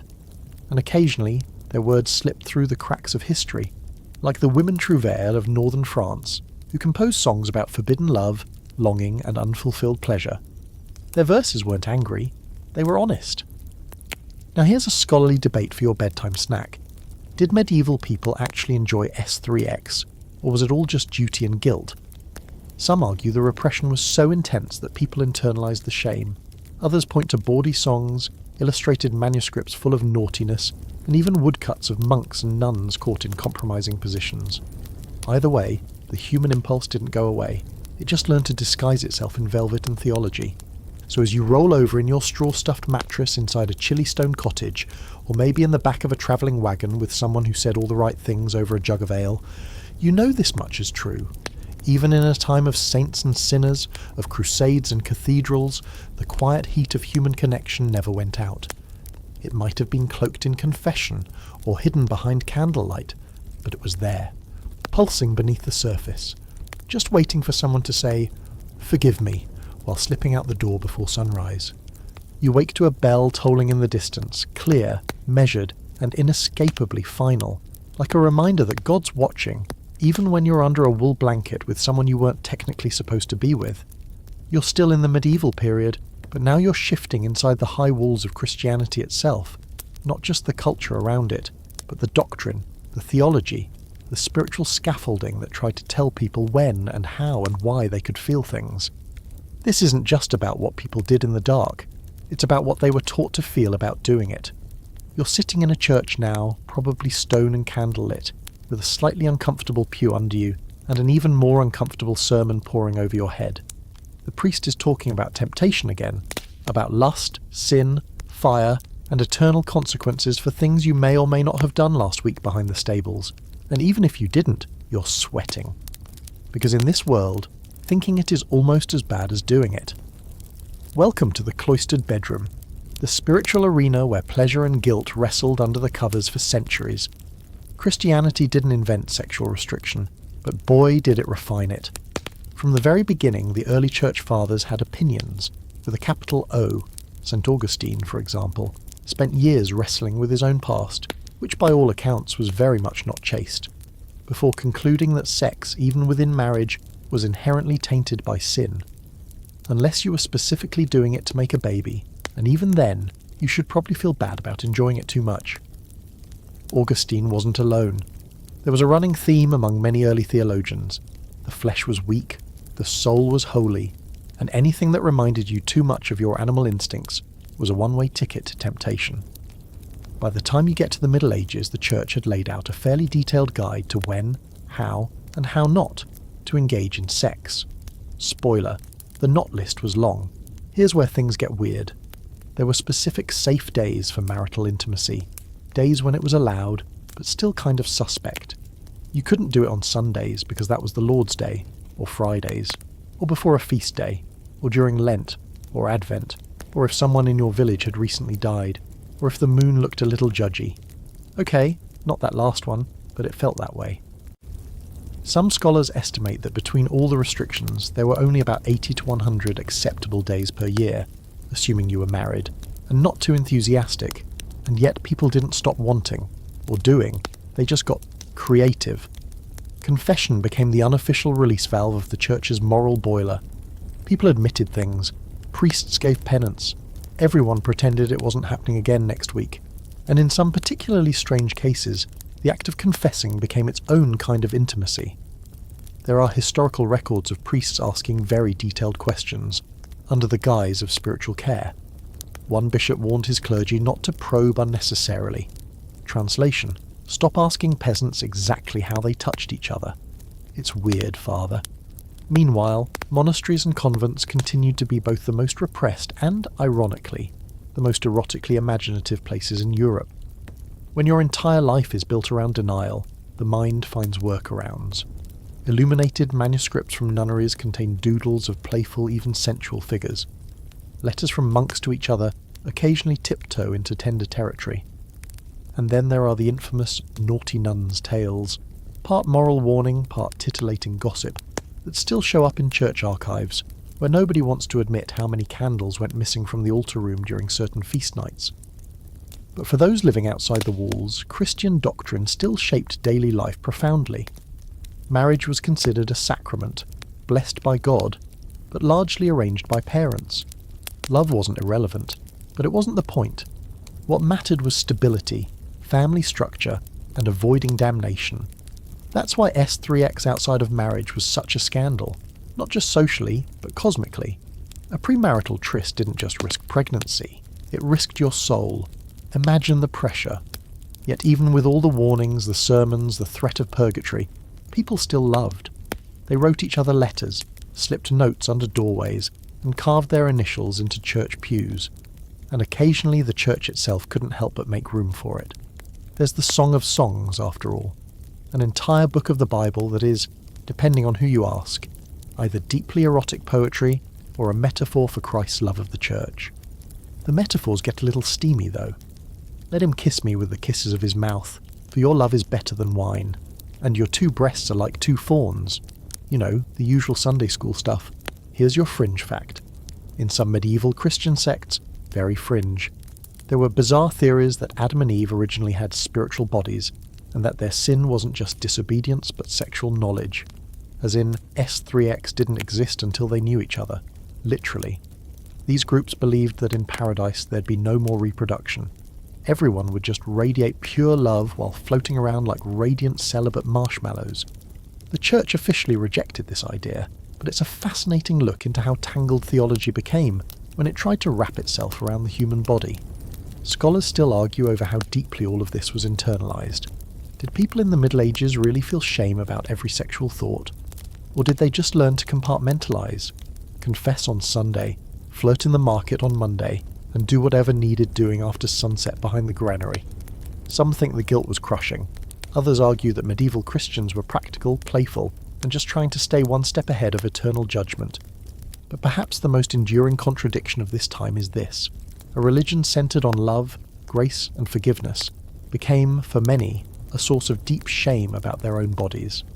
The same faith that told them they were made in God's image also told them that desire was their weakness, not their wonder.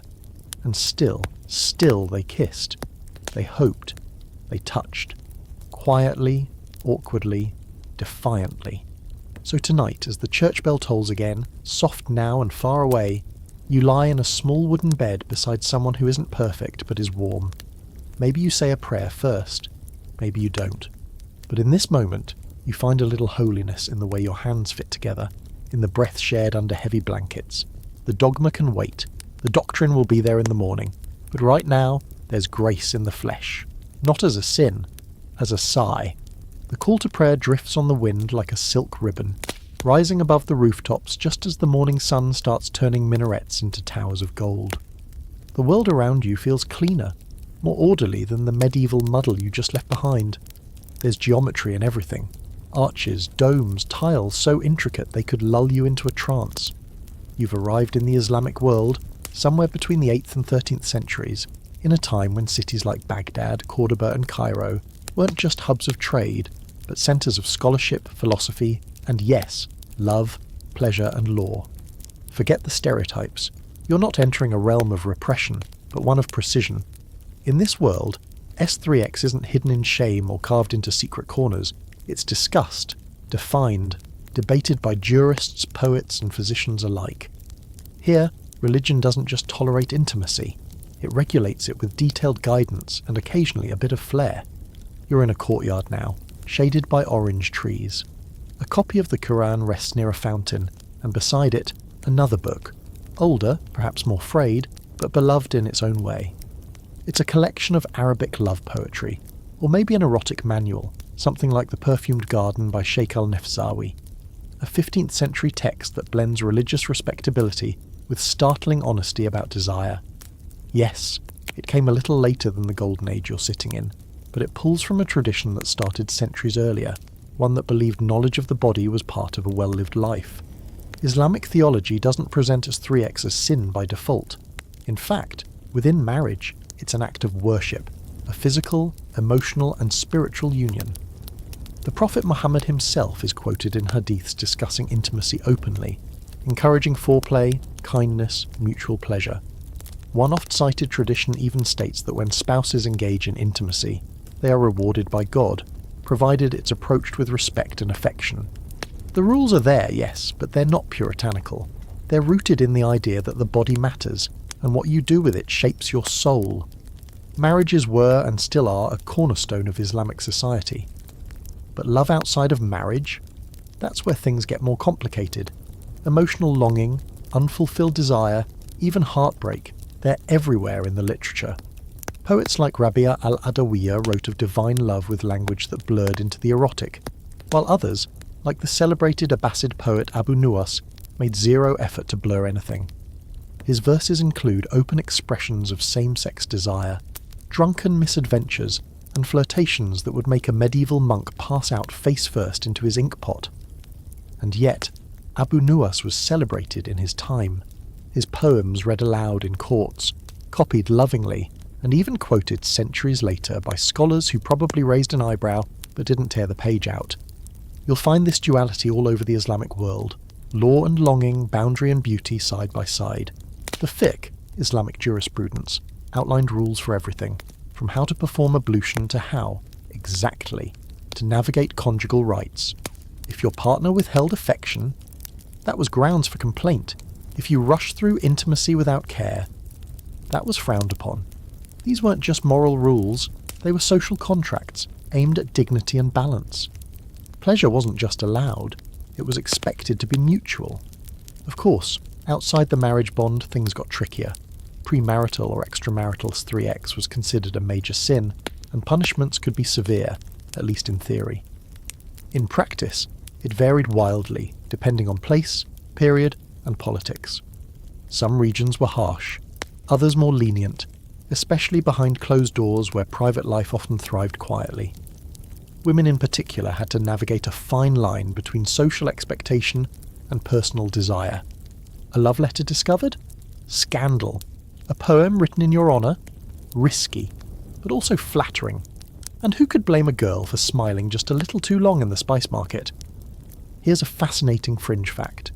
In the 10th century, the Islamic physician and philosopher Ibn Sina, known in the West as Avicenna, wrote detailed medical texts that included entire sections on sexual health, aphrodisiacs, and reproductive advice. He wasn't writing erotica, he was writing science. But the fact that his work included passages on when and how intimacy benefited the body tells you a lot about the culture he lived in. This was a time when doctors might prescribe a warm bath, a poem, and a healthy night of marital affection, all in the same breath. Can't get that kind of prescription today, can you? And then there's the 1001 Nights, that sprawling epic of tales spun by Scheherazade, who used storytelling to survive, outwit, and charm a sultan. The stories are filled with adventure, magic, clever women, foolish men, and notably a fair amount of lust. Some scenes are soft and romantic, others wildly bawdy, and while the tales were censored or sanitized in later European editions, the originals were frank, funny, and deeply human.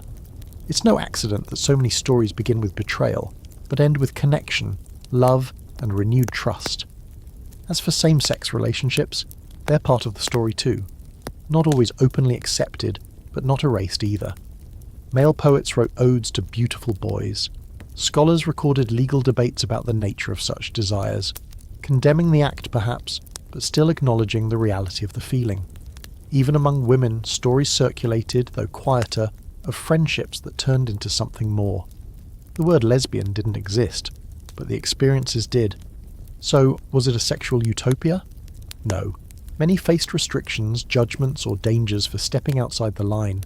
Some women were trapped in unhappy marriages. Some men repressed their desires for fear of divine punishment. But within the bounds of accepted intimacy, this culture allowed room for joy, for fragrance and poetry, for slow nights under carved ceilings and open windows, where the moonlight touched both skin and scripture. As the evening call to prayer begins once more, echoing across tiled roofs and garden walls, you lie beside someone who is not just your lover, but your equal. You've shared mint tea. You've read verses aloud. The air smells of rosewater and dust. And in this moment you are not afraid. You are grateful. Because in this room, love is not forbidden, it's simply guided, and that somehow makes it feel even more deliberate, even more divine. You're walking barefoot through the tall, dry grass of the savannah now. The air is thick with the smell of earth after rain, with smoke curling from cooking fires and the faint rhythmic beat of distant drums. You're somewhere in pre-colonial Africa, though really there's no single Africa to speak of. This continent is a tapestry of thousands of ethnic groups, languages, customs, and spiritual systems. Every region tells a different story about love, desire, and the sacred work of making life. But tonight, you'll listen to just a few snapshots from a wide, complex world where S3x wasn't hidden in shame or wrapped in guilt, but lived out as part of life's deeper rhythm. You're in a village now, maybe in the Sahel, maybe in the Congo Basin, maybe along the Zambezi River. There's music playing, but not from instruments you'd recognise. Wooden xylophones, iron gongs, voices layered in polyphonic waves. The evening gathering isn't just entertainment, it's storytelling, history, flirtation, and sometimes courtship, all rolled into one. A young woman dances across the firelight, her ankle beads jingling. A young man answers with a slow, deliberate shuffle. This is not small talk over cocktails. This is choreography with consequences.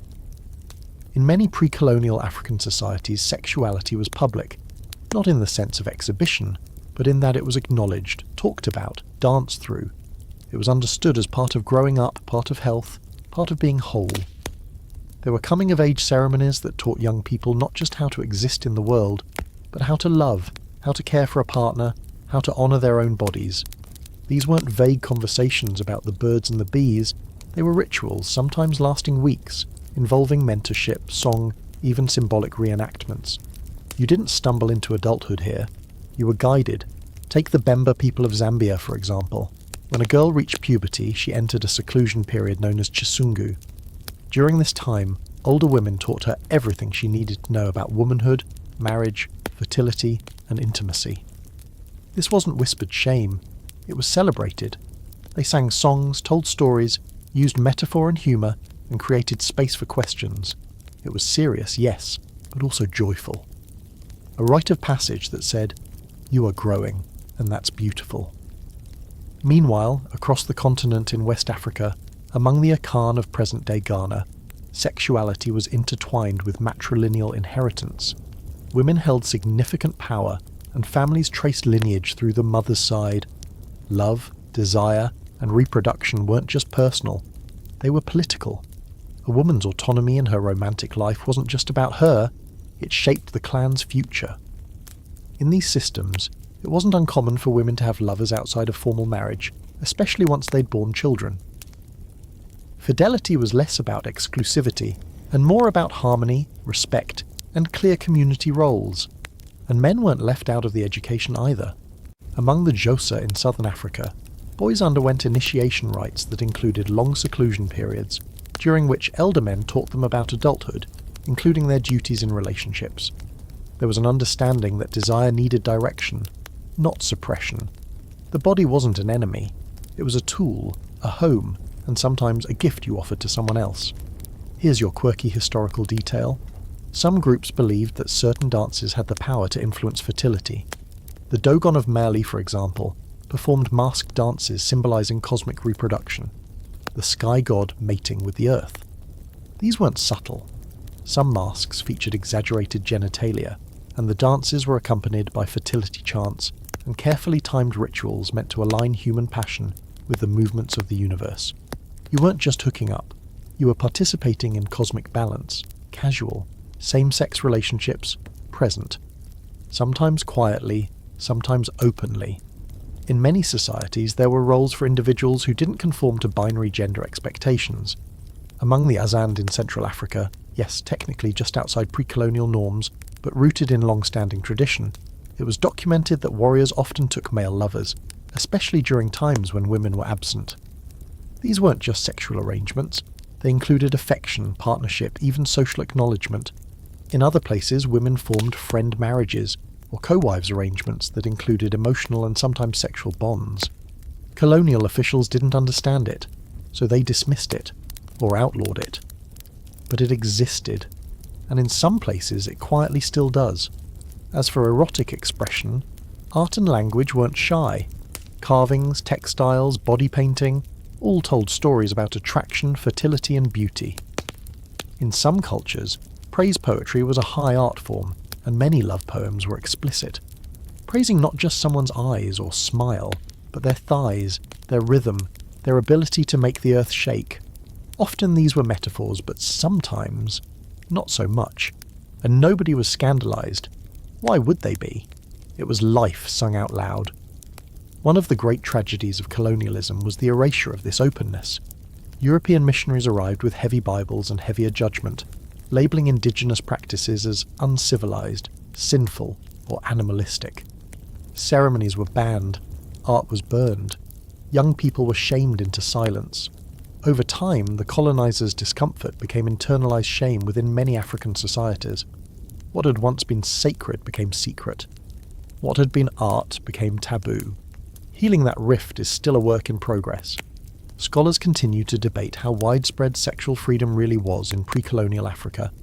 Some argue that Western observers romanticized it, reading openness where there was actually constraint. Others argue the opposite, that even what little was recorded was censored and sanitized, hiding just how radically body-positive many cultures really were. What we know for sure is that there was a diversity of views. There was no one African way, just thousands of variations on the themes of love, partnership, fertility, and pleasure. So tonight, as the drums slow and the fire burns low, you lie on a woven mat in a round mud-walled hut. The air is warm. A breeze slips through the thatch roof. Beside you, someone hums a song you don't understand but somehow feel in your bones. There is no shame in this space, no need to whisper or hide. You are not a mistake. You are part of a pattern of earth, body, spirit, rhythm, and breath. And here, that is more than enough. The air is colder now, brisk and biting, the kind that wakes you up whether you're ready or not. You're surrounded by pine trees, wet earth, and the creak of old wooden beams. Smoke drifts up from longhouses and stone hearths. Somewhere not far off, a horn sounds, a deep guttural bellow that could be calling warriors or just announcing dinner. Welcome to the land of the Norse, where S3x and intimacy were less about sin and more about status, honour, and, occasionally, throwing shade in verse. You're in Viking Age Scandinavia now. Between the 8th and 11th centuries, this icy corner of the world was anything but quiet. Raids, trade, exploration, and myth-making were in full swing. But beneath all the longships and swords and bearskin cloaks, people still lived, loved, and rolled around on furs when the mead hit just right. The Norse had a surprisingly pragmatic approach to pleasure, neither prudish nor wildly permissive, but grounded, direct, and occasionally hilarious. Let's start with something the Norse didn't do. They didn't invent a ton of euphemisms. If they wanted to insult you for being sexually passive, they said it. If they wanted to praise someone's prowess, they said that too, often in very detailed skaldic poetry. Norse culture was steeped in honour, and structural behaviour was part of that framework. It wasn't about morality in the Christian sense, it was about reputation. Being accused of cowardice, betrayal, or being the woman in a male-male encounter, yep, that was a favourite burn, could damage your social standing more than just about anything else. But the rules weren't as rigid as they might sound. Marriage was a cornerstone of Norse society, especially for alliances and inheritance. But it wasn't necessarily about love. Marriages were arranged, often negotiated between families like a trade deal. However, once married, couples had a surprising amount of leeway. Divorce was allowed, by either partner, and fairly simple to initiate. If a woman caught her husband cheating, beating her, or just being generally useless, she could announce the end of the marriage in front of witnesses and send him packing. No scandal required. And love outside of marriage? It happened. A lot. Especially during long voyages, festival nights, or quiet moments when the snow kept everyone indoors. The Norse were not sexually shy. They bathed regularly, a serious flex in early medieval Europe, wore clean clothes, and even styled their hair with combs and pins. In fact, one 11th century Arab traveller, Ibn Fadlan, noted how impressed, and slightly disturbed, he was by how frequently Norsemen groomed themselves. To be clean and attractive wasn't vanity, It was common courtesy. Here's a strange but true fact. In Norse sagas, magical curses sometimes targeted someone's love life.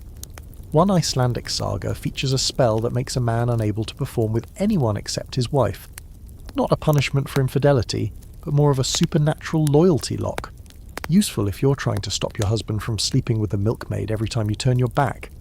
Speaking of the sagas, those epic sprawling tales full of blood feuds and icy revenge, they're also laced with sex, scandal, and the occasional juicy plot twist. Affairs, love triangles, seductions disguised as hospitality. These stories weren't shy, and they didn't shy away from strong women either. Norse women could be shield maidens, rune carvers, or just really good at reading the room. They played major roles in relationships, and while they were certainly subject to patriarchy, they weren't voiceless. Some sagas even hint at women initiating affairs or manipulating social norms for their own gain, always with flair. Now, the Norse also acknowledged same-sex interactions, especially among men, but here's where things get weird. It wasn't about attraction, it was about power. Being the dominant partner in a male-male act wasn't necessarily shameful. Being the submissive one? That's where the insults came in. It was a way to challenge someone's masculinity, not their sexuality. In fact, there are recorded insults where warriors accuse each other of being used like a woman during battle. Less a commentary on their romantic life, more of a brutal jab at their pride. And yet, queer desire did exist. We just don't get to see much of it openly in the surviving sources, partly because later Christian scribes edited or reframed earlier stories. Still, hints remain, like the goddess Freya's associations with fluid sexuality, or the shape-shifting Loki, who turns into a mare and literally gives birth to a horse. The gods themselves weren't bound by strict human binaries. They changed shape, gender, behaviour, whatever suited their chaotic whims. Try explaining that in Sunday school. Meanwhile, sex work existed in Norse society but was rarely recorded in detail. There were certainly women and possibly men who exchanged pleasure for goods, protection, or favours, especially in port cities. But unlike in Rome or Greece, the Norse didn't make it a major public institution. It was more informal, woven into the rhythms of everyday life. Let's not forget fertility rituals. These weren't gentle candlelit ceremonies, they were full-on parties. At festivals like Yule, communities gathered to drink, sing, and sometimes hook up in honour of the gods. The fertility god Freya, often depicted with a very prominent, let's call it enthusiasm, was associated with crops, virility, and general good times. Offerings were made, drinks were shared, lines were probably crossed, but it was all in service of life, survival, and continuity. So what did the Norse really believe about S3x? That it was powerful, that it could strengthen bonds, destroy reputations, or seal a deal. It wasn't separate from life, it was life. Birth, death, war, and passion all rode in the same longship. If you were loved well, you were lucky. If you were mocked for being passive or unmanly, it could haunt your family for generations. And if you could write a killer love poem while still holding your axe like a boss, you were basically a rock star. Tonight you lie beside a roaring hearth, the thick smell of pine smoke and leather settling into your skin. A carved wooden bed frame creaks beneath you, and above, the roof beams groan as wind pushes through the thatch. You're not ashamed, you're not afraid. You're alive in a world where passion is fierce, blunt, and real, where someone might write a saga about you if you're lucky, or if you're scandalous enough. The jungle is breathing. You can feel it. Thick, wet air clinging to your skin, cicadas humming like electricity in the canopy above. Somewhere nearby, a fire crackles low and steady, surrounded by men and women wearing jade, obsidian, feathers, and cloth dyed in deep reds and blues. You're in Mesoamerica now, among the ancient Maya or the Aztecs, whereas 3x, like everything else, is woven into cycles of nature, cosmos, and sacrifice. This isn't just about bodies, it's about time, blood, corn, and gods with names sharp enough to cut your tongue. And yet somehow the warmth in the air doesn't feel forbidding. You're not entering a culture of repression or indulgence, it's something else. In this world, S3x is ceremonial, political, alive with meaning. It's not so much taboo as it is regulated by the stars, as if even the gods needed a calendar to get busy. Let's start with the Maya, those masters of astronomy and deep time thinking. They had hundreds of deities, and many of them, surprise, had intimate entanglements, gender fluidity, and quirks that make you raise your eyebrows in quiet respect. Take the moon goddess Ixchel, patroness of fertility, childbirth, and weaving. She was both a creator and a seductress, often portrayed beside her consort, the sun god. Their union wasn't always smooth. He cheated, she left, the whole pantheon got involved, but their cyclical dance represented both romance and the rhythmic nature of human reproduction. If you thought your love life was dramatic, try embodying lunar cycles. But here's the twist. While S3x was respected and even sacred in Maya culture, it wasn't necessarily casual. There were boundaries. Virginity before marriage was idealized for women in certain classes, especially among the elite. But in practice, life was flexible. There's evidence of premarital partnerships, arranged marriages, and even rituals that involved public displays of affection, sometimes symbolic, sometimes very literal. The line between religion and intimacy was thin and intentionally blurred.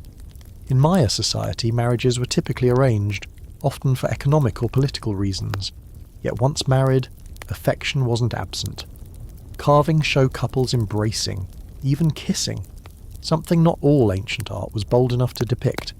And if you were lucky, you celebrated your union with a feast that included rituals, music, and maybe even a little fertility dance to seal the cosmic deal. Now shift northward, into the territory of the Mexica, more commonly called the Aztecs. Things here are a little more intense. This was a world obsessed with balance, night and day, life and death, order and chaos. S3x naturally fell under that same worldview. It wasn't sinful, but it was potent, and like anything powerful, it had to be controlled. Adolescents were divided by gender into training schools, Kalmakak for the nobility and Telpushkali for commoners, where they learned discipline, social roles, and how not to ruin the empire with unbridled lust.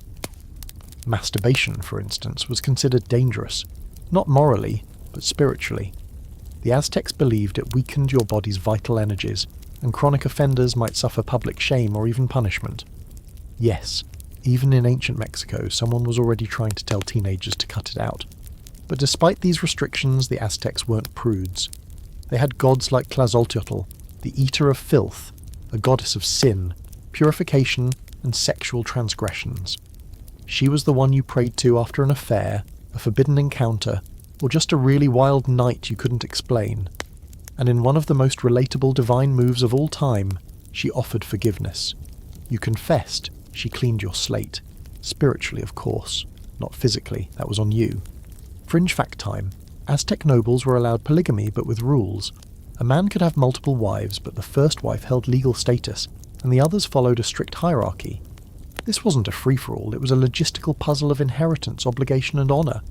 As for concubines, also common. And not just for men, there's evidence that elite women had lovers, sometimes even female lovers, and while not publicly celebrated, it wasn't necessarily scandalous either. It just depended on who you were, who you upset, and how good you were at keeping things discreet. And yes, same-sex relationships existed, though the record is murky. Some codices and accounts describe male priests engaging in relationships with younger initiates, or warriors forming intimate bonds on the battlefield. European chroniclers, of course, arrived with their own biases and quickly labelled such behaviour as deviant, erasing much of the nuance. But between the lines, you can read a more complex story, one where desire didn't always conform to a rigid binary. The Aztecs also had elaborate rituals surrounding fertility and reproduction. In the annual festival of Xochiquetzal, goddess of love, beauty and female sexuality, participants wore flower garlands, sang erotic songs, and offered up small figurines of lovers to ensure fertility and abundance. This wasn't smut. This was agriculture.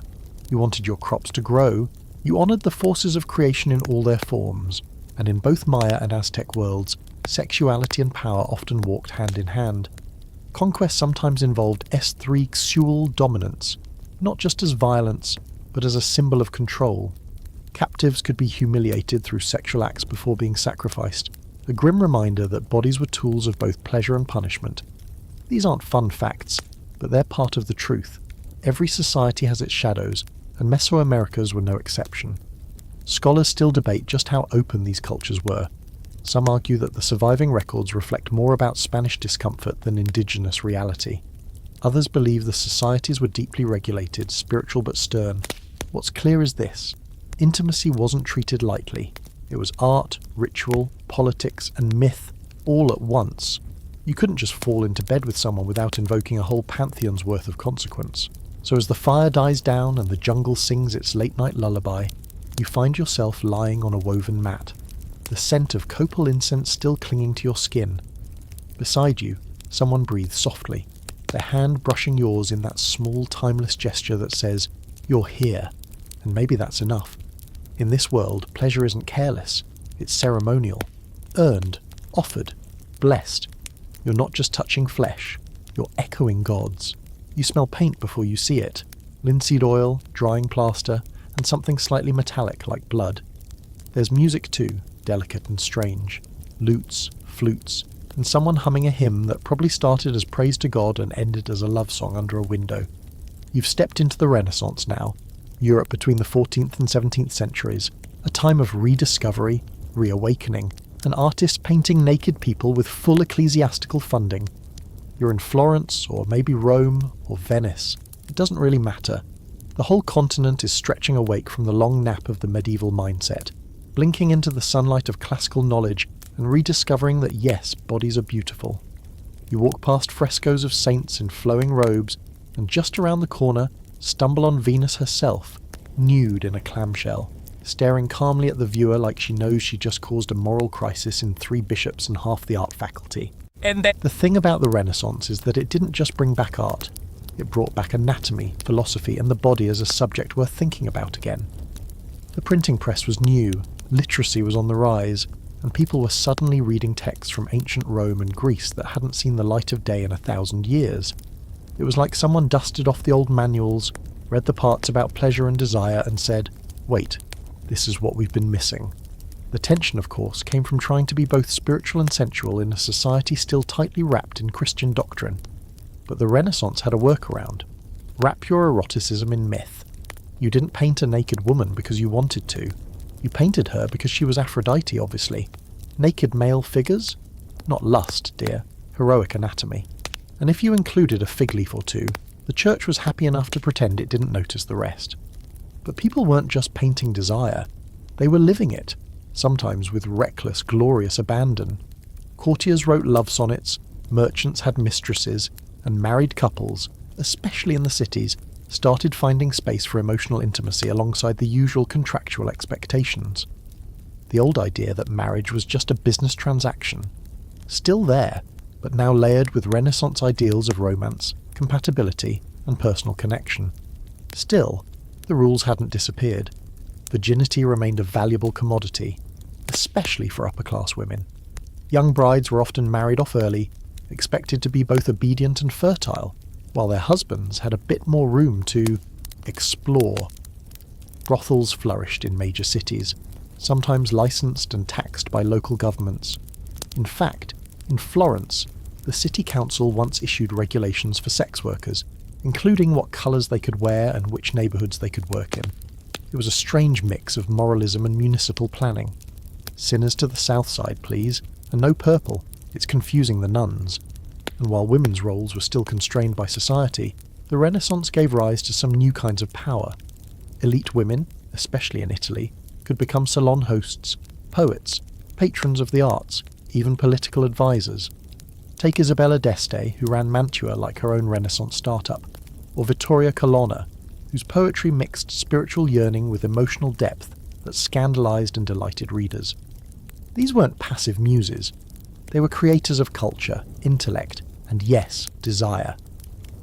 Now here's your quirky Renaissance fact. One of the first known dildos to be referenced in Western literature shows up in the 16th century Italy. In satirical poems and plays, women talk about using artificial phalluses called dildo d'oro. Yes, golden dildos. These weren't necessarily literal gold, impractical really, but they were crafted from leather, cloth, or other materials. The church wasn't thrilled, obviously, but the streets had already decided. Where there's curiosity, there's invention. And let's not pretend queer desire didn't exist. It thrived. albeit cautiously. Male-male relationships were common topics in art and letters, especially among the intellectual elite. Michelangelo's sonnets to the young man Tommaso de' Cavalieri were deeply affectionate, possibly romantic, and widely read. Meanwhile, same-sex female relationships were harder to trace, as always, but scholars have uncovered letters and poetry between women that brim with longing and coded love. In convents, too, those supposed sanctuaries of celibacy, women sometimes formed intense bonds, spiritual and emotional, that read like the slow burn of a 16th century romance novel. Theologians, of course, had opinions.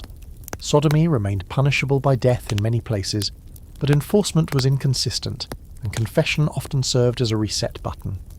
And while the church still clung to celibate ideals, even its own clergy weren't always buying it. Some popes fathered children, others kept mistresses. The Borgia family? Let's just say their family tree had a lot of branching complications. Meanwhile, medicine was catching up, or trying to. Anatomists like Andreas Vesalius were dissecting bodies and writing books about them, complete with illustrations that looked like someone posed skeletons for a Renaissance fashion shoot. And yes, these texts included genitals, reproductive systems, and even theories about arousal. Some doctors believed female pleasure was essential for conception, a rare and oddly feminist medical stance. Others claimed the uterus wandered the body when not properly satisfied, causing hysteria. So, swings and misses, as usual. Renaissance literature leaned hard into longing.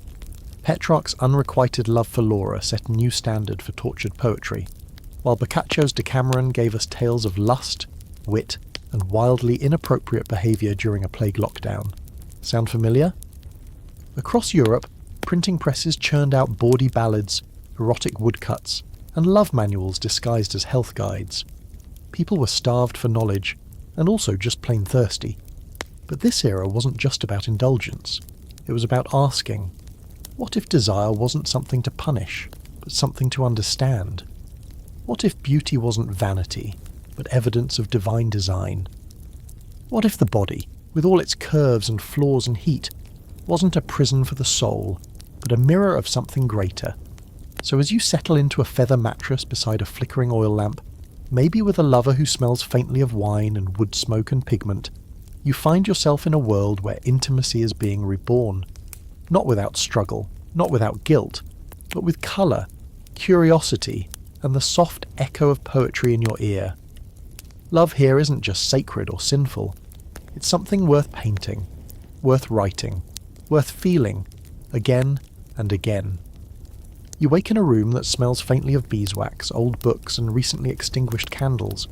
The sheets are linen, the bed frame carved oak, and somewhere outside a lute is playing a slow, melancholy tune that doesn't sound nearly as romantic as it thinks it is. You're in a castle now, maybe French, maybe English, maybe Bohemian, tucked behind towering stone walls and under tapestries that haven't been dusted since someone invented embroidery. Welcome to the private chambers of the nobility, where S3x isn't just a matter of pleasure or affection. It's politics, lineage, inheritance, and drama, with higher stakes than a soap opera finale. In the world of kings and queens, dukes and duchesses, desire doesn't move freely. It moves like a chess piece, calculated and cautious. Marriages are made for alliances, not love. You marry because it brings your family more land, more titles, more claim to a throne somewhere with too many syllables. Whether or not you actually like the person you're waking up next to is more or less irrelevant. Intimacy is part of your diplomatic duties. And yet, despite, or maybe because of, these constraints, the royal bedroom is rarely boring. If anything, it's a pressure cooker of repressed feelings, carefully timed affairs, discreet messages slipped through secret passageways, and enough double lives to keep a full-time priest and an anxious valet constantly on edge. Take Queen Marguerite of Navarre, sister to King Francis I of France, who wrote poems and stories that, let's just say, explored quite a bit of what court life left unsaid. Or look at Catherine the Great centuries later, who didn't exactly wait around for royal approval to pursue her own interests. The crown was heavy, yes, but so was the loneliness. Affairs were both scandalous and inevitable. Everyone knew they happened. Everyone pretended not to know, until they had to know. A king with a mistress? Practically a requirement. Entire wings of palaces were designated for official royal lovers, The term maîtresse en titre wasn't an insult. It was a job title, and if you played your cards right, you might end up with a nice estate, a few titles, and enough gossip to fill your own memoir. Women at court, meanwhile, had fewer official paths to pleasure, but no shortage of hidden ones. While a queen was expected to produce heirs, especially male ones and quickly, she often did so under immense scrutiny and zero emotional support. Her body belonged to the dynasty, not herself. But once those sons were born, she might find moments of freedom, a favoured musician, a childhood friend turned courtier, a poet bold enough to rhyme bosom with something halfway clever. Now here's a deeply awkward historical detail. In many courts, royal births were witnessed, as in watched. To prevent rumours of illegitimacy or switched infants, queens often gave birth in rooms full of courtiers, midwives, noblewomen, and the occasional suspicious uncle lurking near the fireplace. If you're trying to imagine the least sexy possible moment in a royal marriage, it's probably that. Still, royalty often doubled down on appearances. One particularly strange tradition emerged in France, the lever du roi, the king's rising.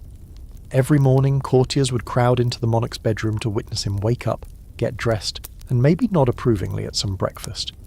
Intimacy here was performative, ceremonial, and thoroughly exhausting. But not all was repression. Letters between royal lovers, preserved in archives, are often shockingly tender, and sometimes very not safe for public consumption.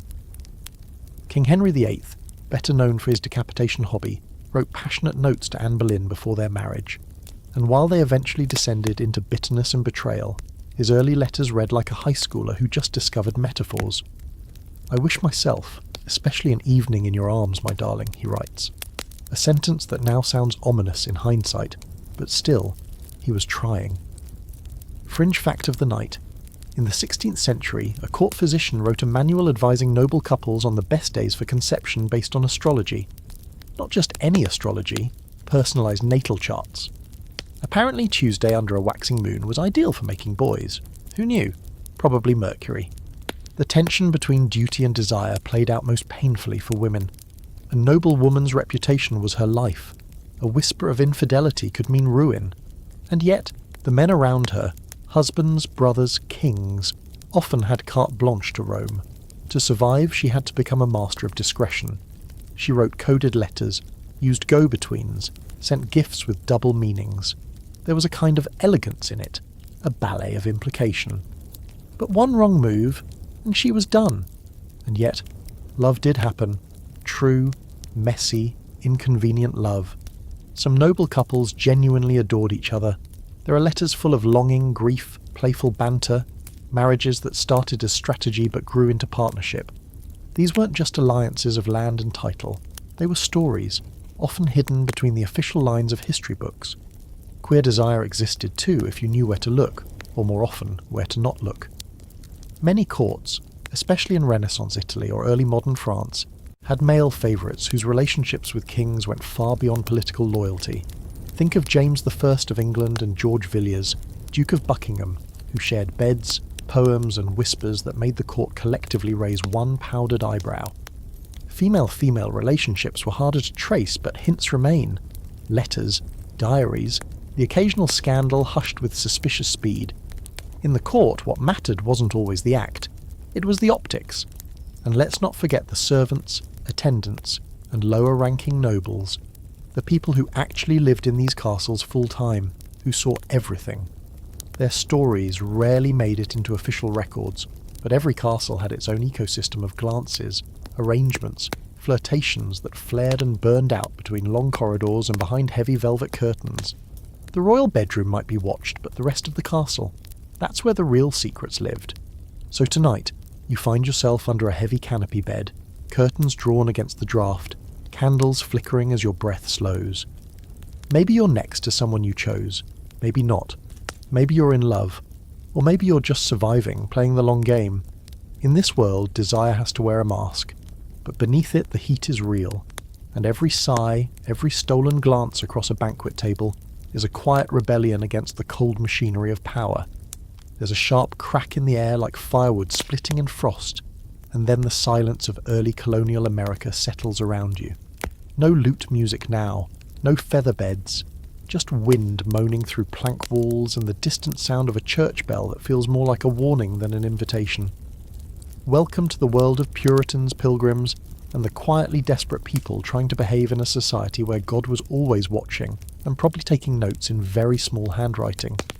You're in New England, roughly the 1600s, whereas 3x is officially for one thing and one thing only: godly reproduction. Marriage is a duty, children are a blessing, and everything else? Temptation. The devil doesn't just whisper to you here, he shows up in court records. And yet, despite this stern exterior, you're about to find that Puritans were far from prudes. Repressed, yes. Quietly scandalous, absolutely. Start with this fun reality check. Puritans actually loved marriage. It was sacred, yes, but also deeply practical and, in their own way, affectionate. They believed that S3x between married partners was not just permitted, it was expected. In fact, denying your spouse intimacy without good reason could be grounds for legal complaint. You're not just breaking hearts, you're breaking covenant. A man could be fined or punished for neglecting his wife's needs, and that's not metaphorical, we're talking bedroom needs. But outside of marriage, oh boy, that's when things got spicy, and not in the cinnamon and nutmeg sense. Adultery was punishable by public shaming, whipping, fines, and even execution in extreme cases, though, spoiler, execution was rare. Fornication, aka sex before marriage, was also illegal. And yet, town records are full of cases where young couples got caught inappropriately betrothed, which is the colonial version of "we got carried away behind the meeting house." One of the more awkward consequences of this moral rigidity: the bundling tradition. Picture this. You're a young, unmarried couple in a small village. Courting is underway, privacy doesn't exist, and yet you're allowed, encouraged even, to spend the night together in the same bed, fully clothed, often with a board placed between you. It's like the world's worst sleepover challenge. Prove your virtue while being physically next to the person you're most likely to fail it with. Unsurprisingly, quite a few babies arrived just a little too early after wedding dates. Math is hard when you're denying everything, but even Puritans had to laugh sometimes. Diaries and letters from the period show dry, dark humour, jokes about lust, innuendo hidden in biblical metaphors, the occasional wink at human weakness.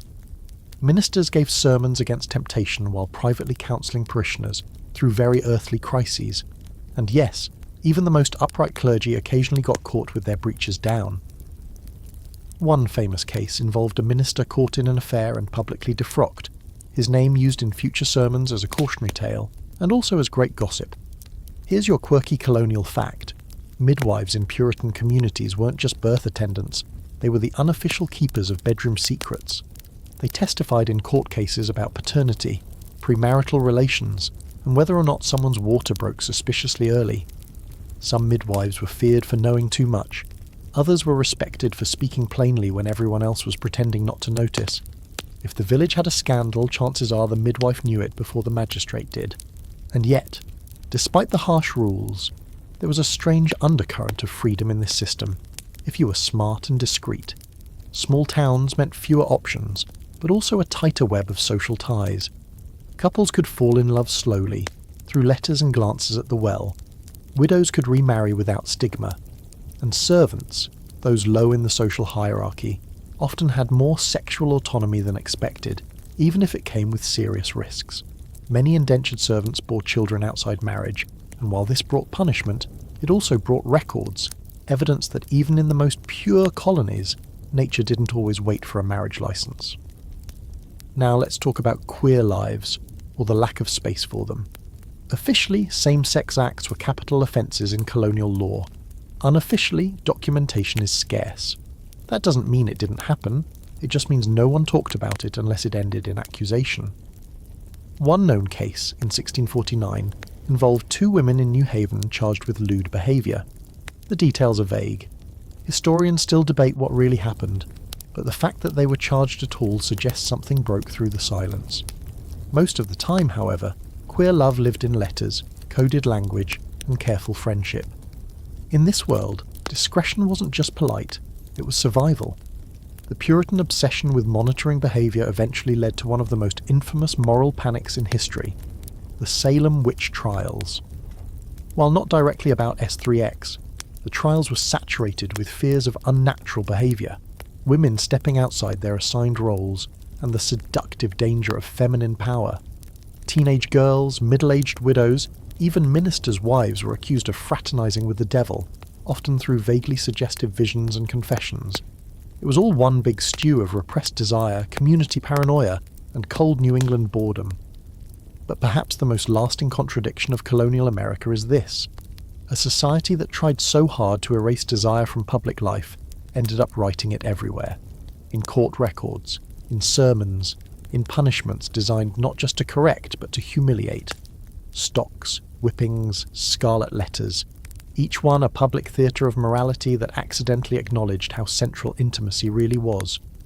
Scholars still debate how much people internalise these beliefs. Were Puritans truly tortured by lustful thoughts? Or did they compartmentalise, confess, and carry on like everyone else in history? The answer, as always, lies somewhere in between. They lived in a world where passion was both a gift from God and test from Satan, where a kiss could lead to marriage or damnation, and where the body was both sacred vessel and dangerous snare. So tonight, as you lie in a hard wooden bed beside a window frosted over with the breath of winter, maybe you say a prayer, maybe you don't, but you listen to the wind, to the quiet creak of the rafters, to the memory of someone who smiled at you just a little too long at the church bake sale. Desire here is like a candle behind glass, dimmed, constrained, but still burning. You're walking down a narrow cobblestone street now, somewhere in an old European city, maybe Paris, maybe London, maybe Amsterdam. The hour is late, the fog curling low and thick, and the lamplight flickers like it's been drinking. Down one alley you hear laughter, down another footsteps in rhythm with soft music, punctuated by the creak of worn floorboards behind shuttered windows. This isn't the world of kings and queens anymore. This is the world of working girls and dim parlours, of velvet curtains and whispered transactions. You've stepped into the brothel economy, and whether society admits it or not, this is where its real business gets done.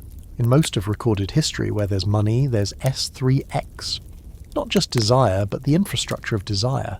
In cities across Europe, Asia and beyond, brothels weren't just tolerated, they were regulated, taxed, even zoned. Often placed near city walls or markets, they operated with varying degrees of visibility depending on the era and the local clergy's current mood. One week, the church might condemn them from the pulpit. The next, bishops might quietly invest in them through intermediaries. Because moral outrage doesn't pay for stained glass, but sin sells. Let's start in medieval and early modern Europe. Take 15th century Paris, for example. At one point, the city had an official red light district just across the Seine. Women working there paid taxes, wore designated clothing, red hoods in some places, and followed rules set by the city. They couldn't solicit in churches. They couldn't work on holy days. But the city left them alone otherwise, because everyone knew the real story. Brothels were pressure valves. They kept noblemen from seducing each other's daughters and clerks from creeping on shopkeepers' wives. That was the theory, at least. The execution was, as usual, flawed. One of the quirkiest examples of early brothel regulation comes from 14th century Vienna, where sex workers were required to wear striped cloaks, black and yellow, like the saddest little bumblebees of vice, and live in state-sanctioned houses. If they were caught working outside those houses, fined. If a client was caught visiting them somewhere unlicensed, also fined. It was urban planning by way of moral compromise. Brothels were everywhere, but they weren't all the same. Some were barely more than damp rooms behind taverns, cheap and dangerous. Others were high-end establishments with silk sheets, musicians, dancers, even menus. Not for food, but for services. These were the haunts of nobles, artists and merchants who could afford not just the body, but the illusion of romance. Courtesans, especially in places like Renaissance Venice or Edo period Japan, were often educated, witty and skilled in art, conversation and manipulation. Some were more than companions. They were cultural influencers before Instagram was even a glimmer in history's eye. In fact, in places like Venice, brothels were part of the economy in the most literal sense. When the city faced financial crises, brothel taxes were raised. When the population grew too restless or too rowdy, new brothels were licensed to keep the peace. During carnival season, the lines between sin and celebration vanished entirely. People wore masks not just for disguise, but for plausible deniability. Who kissed whom under that costume? Who paid whom behind that curtain? No one could say, and that was the point. Meanwhile, across the Channel in England, things were just as layered. In London's Suffolk district, just across the Thames from the city proper, brothels thrived under the not-so-watchful eye of the Bishop of Winchester. That's right. Churchland hosted some of the busiest houses of pleasure in the city. The women working there were called Winchester geese, and the area was so well known for vice that Shakespeare had to tread carefully when he opened the Globe Theatre nearby. Artistic ambition is one thing. Competing with full-service neighbours? That's a whole other level of drama. Here's your fringe historical detail. In some cities, brothels doubled as informal banking systems. Clients would entrust their valuables to trusted madams, who often had better security and discretion than local banks. Some sex workers even acted as intermediaries in deals, passing messages or bribes between merchants and officials. It turns out, when you're close to power, literally and figuratively, you become part of the system, whether people want to admit it or not. Of course, not everything in the brothel economy was empowering or elegant. For every high-class courtesan, there were hundreds of women, and some men, working in brutal conditions. Many were forced into the trade by poverty, coercion, or outright trafficking. Brothel raids happened when it was politically convenient. Public shaming was a constant risk. Disease ran rampant, especially before basic sanitation or medical care became widespread. The myth of the happy prostitute has always been more useful to clients than to the workers themselves. And yet, within these spaces, shadowed and marginal, there were relationships, friendships, strategies, resistance. Some workers banded together to protect each other. Some ran away with lovers. Some became madams themselves, running empires as sharp as any merchants. In Edo period Japan, the yujo of the pleasure quarters often learned poetry, calligraphy, and politics. Not because it made the work easier, but because it gave them tools to navigate the men who came seeking more than just bodies. Some rose to fame, others vanished into the margins, but all of them mattered. Scholars still debate how much autonomy brothel workers really had. Were they victims, survivors, entrepreneurs, or all three? Some argue that brothels gave women rare financial agency. Others say that agency was a myth, built on desperation. The truth, as usual, lies in the messy middle, where human desire meets economic reality. So tonight, as you lie in a narrow bed on the second floor of a building that's seen more secrets than sermons, you hear the laughter downstairs soften into low conversation. Someone's playing a string instrument, badly. The candles are nearly burned out, and beside you is someone who may not love you but sees you, knows your name, at least for tonight. And in that, there is a kind of fragile dignity, a space carved out of a world that offered little kindness, a moment that asked not for permission, but for understanding. It's quiet here, too quiet for the city. You're in a room that doesn't belong to you, or maybe doesn't belong to anyone fully. Walls lined with books, or letters, or sketches that were never shown in public. The window shutters are closed. The candles burn low, just enough to cast a soft glow on hands resting gently on silk or wool or bare skin. This is the private world, hidden in plain sight, of people who didn't fit the script. You've stepped into the shadows of history where love dared not speak its name, and yet kept whispering anyway. Tonight is for those whose desires didn't conform, for those who loved differently, outside the rules, beyond the categories that were supposed to contain them. Before the labels, before gay or lesbian or queer meant what they do today, there were still people feeling what they felt, holding hands in secret, writing letters that said too much, or not quite enough, sharing glances that lingered just a little too long in crowded rooms. You've seen them already in fragments, in Greek symposiums, in Renaissance sonnets, in the quiet bonds of convents and battlefields. But now we stay with them, fully and honestly. Let's start with the men, because historically their traces are easier to find, if not always easier to interpret. In the early modern period, male-male desire was both visible and condemned. In cities like Amsterdam and London, records exist of molly houses, underground meeting places where men could gather, dress as they pleased, dance, kiss, touch, and, for a few hours, exist freely. These weren't polished salons. They were often dingy, candlelit basements, reached through coded language and trusted intermediaries. But they were also communities, fragile, brave, and constantly at risk. Punishment loomed large. In England, sodomy was a capital crime. Trial records show lurid testimonies, forced confessions, and public executions. But within those same transcripts, you can glimpse something else. Networks of affection, of loyalty, of people who risked everything for connection. They're always referred to as criminals, deviants, but read closely, and you hear longing, humour, love. Some of them fought back. Others played the part of the respectable bachelor while living double lives. Some became celebrated artists, like Caravaggio, whose beautiful bare-chested young men smoulder in chiaroscuro shadows. Or King James I of England, who wrote obsessive poetic letters to his favourite, George Villiers, the Duke of Buckingham. "I desire only to live in your heart," he wrote. It sounds sweet until you realise his entire court was whispering about it and rewriting their own correspondence accordingly. For women, the story is harder to trace, but no less real. In convents, aristocratic salons and private bedrooms, relationships between women flourished, some romantic, some sexual, some somewhere in between. In 18th century Paris, the Chevalier d'Eon lived as a woman for decades, engaged in espionage, sword fighting, and an ongoing negotiation with gender identity so complex it still challenges modern scholars. Was d'Eon a transgender icon, a performance artist? Both? The historical record doesn't give us clean answers, but it does give us presence, and that too is survival. One of the quirkiest queer facts from early history. In 18th century England, a woman named Anne Lister kept coded diaries detailing her relationships with other women, including her long-term partner Anne Walker. The code was a mix of algebra and Greek, and it wasn't fully cracked until the 20th century. In her journals, Lister is bold, witty, and entirely unapologetic.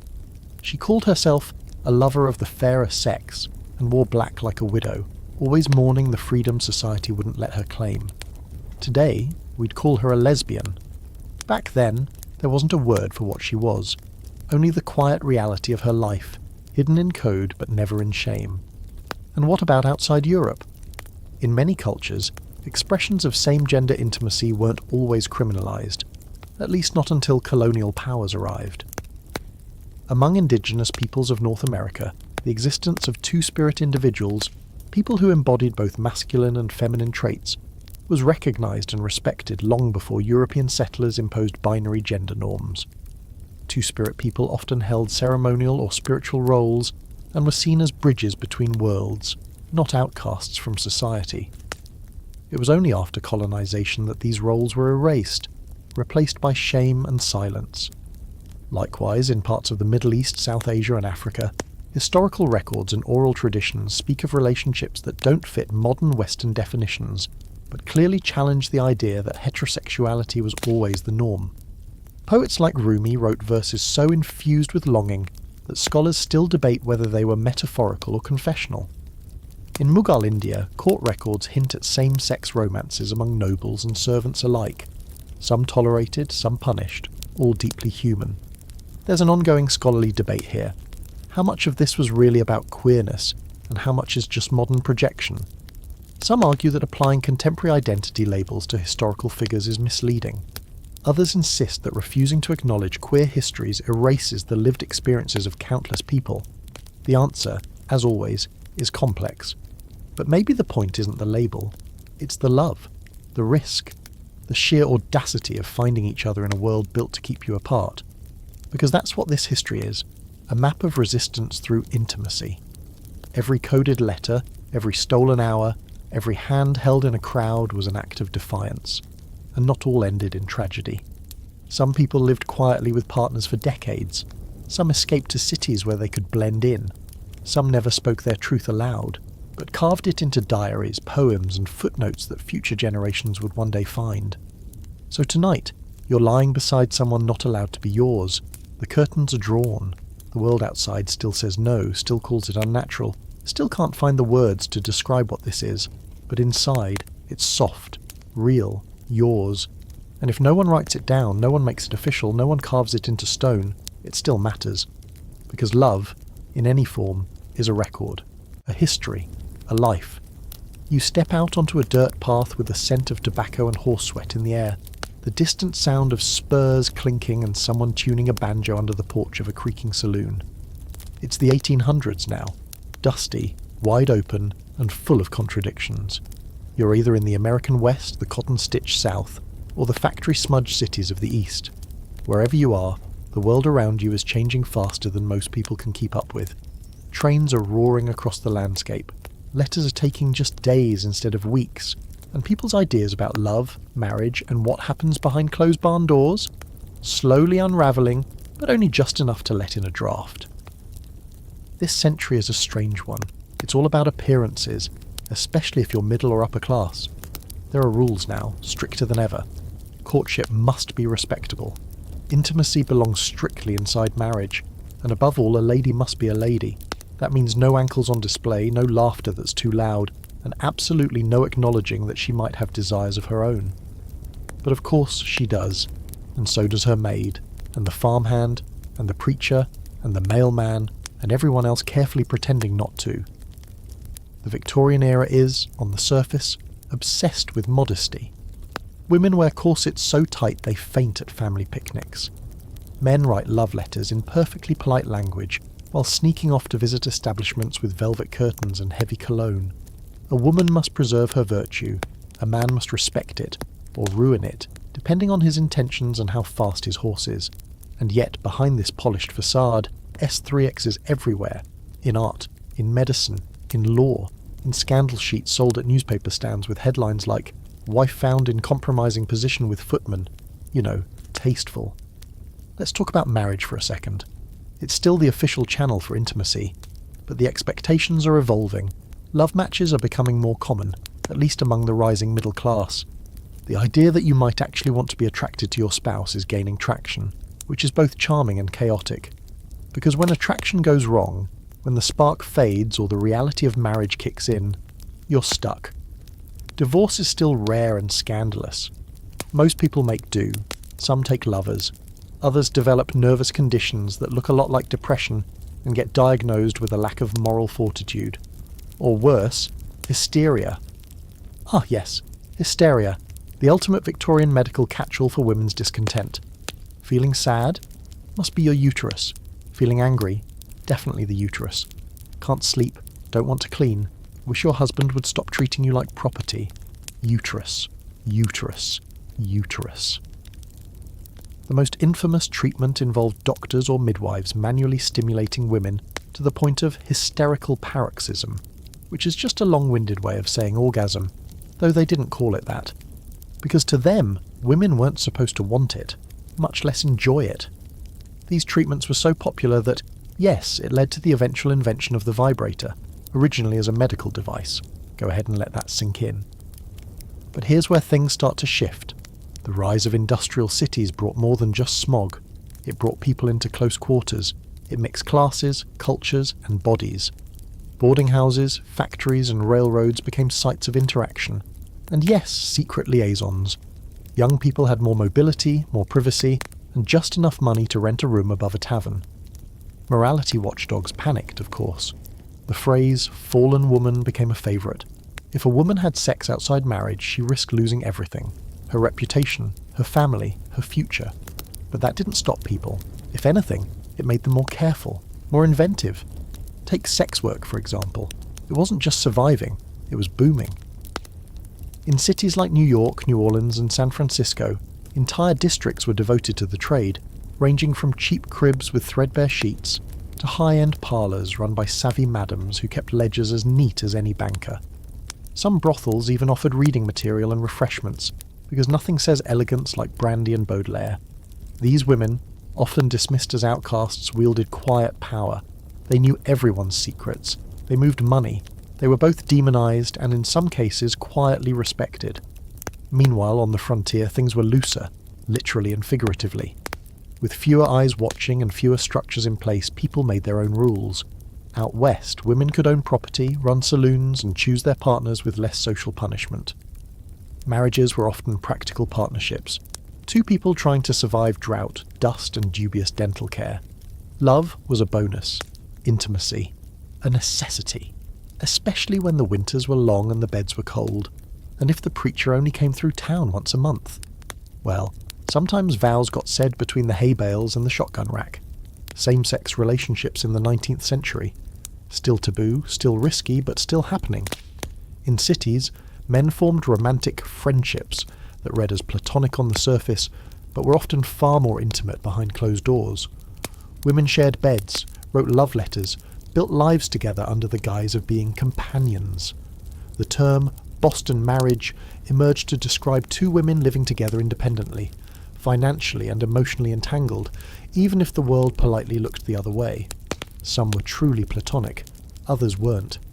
But either way, they offered freedom that traditional marriage didn't. One of the most haunting examples of hidden intimacy comes from Civil War letters between soldiers. Some are filled with tenderness, longing, and language that today reads unmistakably romantic. Were they expressing love, brotherhood, desire? It's hard to know, but what's certain is that in the chaos of war, connection mattered, sometimes more than survival itself. There's a running scholarly debate about how much of Victorian morality was real and how much was performance. Were people truly restrained, or just better at pretending? The diaries, court records, and hidden drawings say one thing. The etiquette manuals say another. But perhaps the truth is that people were just like us, conflicted, constrained, messy, torn between who they were supposed to be and who they wanted to touch at 2 a.m. on a creaky bed with no name. So tonight you're lying on a stiff horsehair mattress in a boarding house somewhere between polite society and personal freedom. The lamp flickers. Outside, someone laughs too loud. Inside, someone's hand brushes yours and you think, just for a moment, that the rules don't matter as much as they told you. That maybe your heart isn't wicked. That maybe, just maybe, desire is just another way to say you're alive. You're in a courtroom now, or maybe a public square, or the dark back room of a tavern where someone's whispering about who was caught doing what, and with whom. Wherever you are, eyes are watching, judging, scribbling names into ledgers, gossiping behind hands. This is the world where S3x becomes scandal, where bodies once in motion lead not to pleasure or partnership, but to trial, punishment and shame sharp enough to slice through bone. Tonight you're not just lying in bed, you're lying under scrutiny. For as long as society has had rules about intimacy, there have been people accused of breaking them. And while the rules changed from century to century, place to place, one thing stayed the same. S3x, when exposed outside its tightly guarded boundaries, became dangerous. Not just personally, but politically, socially, religiously. Scandals weren't accidents, they were spectacles. Let's start with a classic, adultery. In early colonial America, it wasn't just frowned upon, it was criminal. You could be fined, whipped, publicly humiliated. The famous scarlet letter wasn't just a novel plot device. In some cases, women really were forced to wear embroidered letters on their clothing to announce their sin to the world. The goal wasn't just punishment, it was theatre. You were being made an example, and often it was women who bore the brunt of that performance. Men, if they had the right connections or enough money, they could often slink away with reputations bruised, not broken. But public punishment wasn't uniquely American. In early modern Europe, broadsheets, kind of like 17th century tabloids, printed the juicy details of elite affairs, bedroom betrayals and royal indiscretions. Imagine seeing a woodcut of a duke being led through town with his pants down. Not common, but not impossible. The printing press didn't just spread Bibles, it spread gossip. One particularly sensational case comes from France in the 18th century. The Chevalier d'Eon, who lived as both a man and a woman at different points in life, was subject to decades of speculation, surveillance, and eventually a full-blown post-mortem examination to confirm their true sex. Never mind the life lived. What mattered to the public was settling a mystery that had become national entertainment. Because when people don't understand something, especially about S3x, they put it on trial. Here's a fringy historical twist. In 1772, England saw the trial of Captain Robert Jones, a fencing instructor accused of indecent liberties with young men. The press went wild. Not just because it was a case of same-sex attraction, but because Jones was educated, well-dressed and unapologetic. He insisted on defending himself, denied nothing, and even suggested that affections between men were misunderstood. He was convicted but later pardoned, mostly because his friends in high places intervened. Scandal had limits, especially when the right people were involved. But outside elite circles, the stakes were often higher and bloodier. In parts of medieval Europe, sodomy could mean death, by fire, hanging, or worse. And the definition of sodomy wasn't just about same-sex acts. It included anything deemed unnatural, a term so vague it could cover everything from oral sex to fantasies someone confessed during a particularly dramatic bout of guilt. These weren't just moral judgments. They were mechanisms of control. Keep people afraid, and they stay obedient. Women weren't spared. Far from it. Accusations of witchcraft often revolved around S3x transgressions, real or imagined. A woman who seduced men unnaturally, who lived alone, who didn't marry or had too many children, she could be painted as a threat. Add in jealousy, land disputes, or a single neighbour with a grudge, and suddenly you're on trial for dancing naked with the devil. Never mind that most of these women were midwives, herbalists, or simply unlucky. Once labelled impure, there was no winning, just surviving, or not. One of the most fascinating scholarly debates today centres around these trials. Were they really about morality, or were they about power, specifically enforcing social norms through public fear? Many historians argue that S3x scandals were used to reinforce the patriarchy, suppress dissent, or distract from more serious political failures. Because if everyone's talking about who got caught in bed with whom, they're not talking about the economy, or the war, or the corrupt officials skimming taxes off the top. But sometimes, scandal backfired. Take the trial of Oscar Wilde in 1895. Accused of gross indecency for his relationships with men, Wilde was dragged through court in what was essentially a morality play masquerading as justice. He tried to defend himself with wit, intellect, and sheer eloquence, and for a while it worked. But eventually the public turned. He was convicted, imprisoned, and destroyed, at least in his lifetime. But Wilde's defiance planted a seed. His trial became a turning point, a moment when the shame of exposure began to transform into something more complicated: resistance. Let's not forget that sometimes scandal didn't come from the act itself, but from who was allowed to act. A woman enjoying herself? Scandal. A servant involved with her employer? Scandal. A person of colour having a relationship with a white person? Scandal, with lethal consequences, especially in places like the American South, where laws and customs violently policed racial boundaries. The line between sex and social threat was razor thin. Cross it, and the punishment wasn't just personal, it was public, brutal, and designed to send a message. Even birth could become scandalous. Bastardy laws in Europe and early America penalised unwed mothers, often harshly. Their children were stigmatised, their futures limited by something they never chose. And while the fathers were occasionally pursued for support, more often they disappeared into the night, or into another town entirely. The weight of scandal, like everything else, landed hardest on the most vulnerable. So tonight, you're lying awake. Maybe not because of what you did, but because of who saw it, or who thinks they did. Maybe someone's whispering your name in the marketplace. Maybe a constable is knocking at the door. Or maybe it's all in your head. Years of rules and fear congealing into shame. You didn't hurt anyone, but the rules say you did. And in this world, perception is punishment. Truth is irrelevant. Only silence keeps you safe. But as the candle burns low, as footsteps fade outside your door, you feel a different truth settle in your chest. That love, however messy, however secret, isn't the crime. The real offence is pretending it never existed. You're in a room now that finally feels familiar. Walls painted a soft colour, maybe a framed picture of a beach, a bed with sheets that match, and something small but miraculous. A door with a lock on it. Not a drawbridge, not a curtain, not a barn latch or a watchful servant in the next room. Just a modern-ish door. This is the slow arrival of privacy. The invention, really, of the idea that what happens in your bedroom is nobody's business but yours. And it didn't come easy. Before you take that lock for granted, consider this.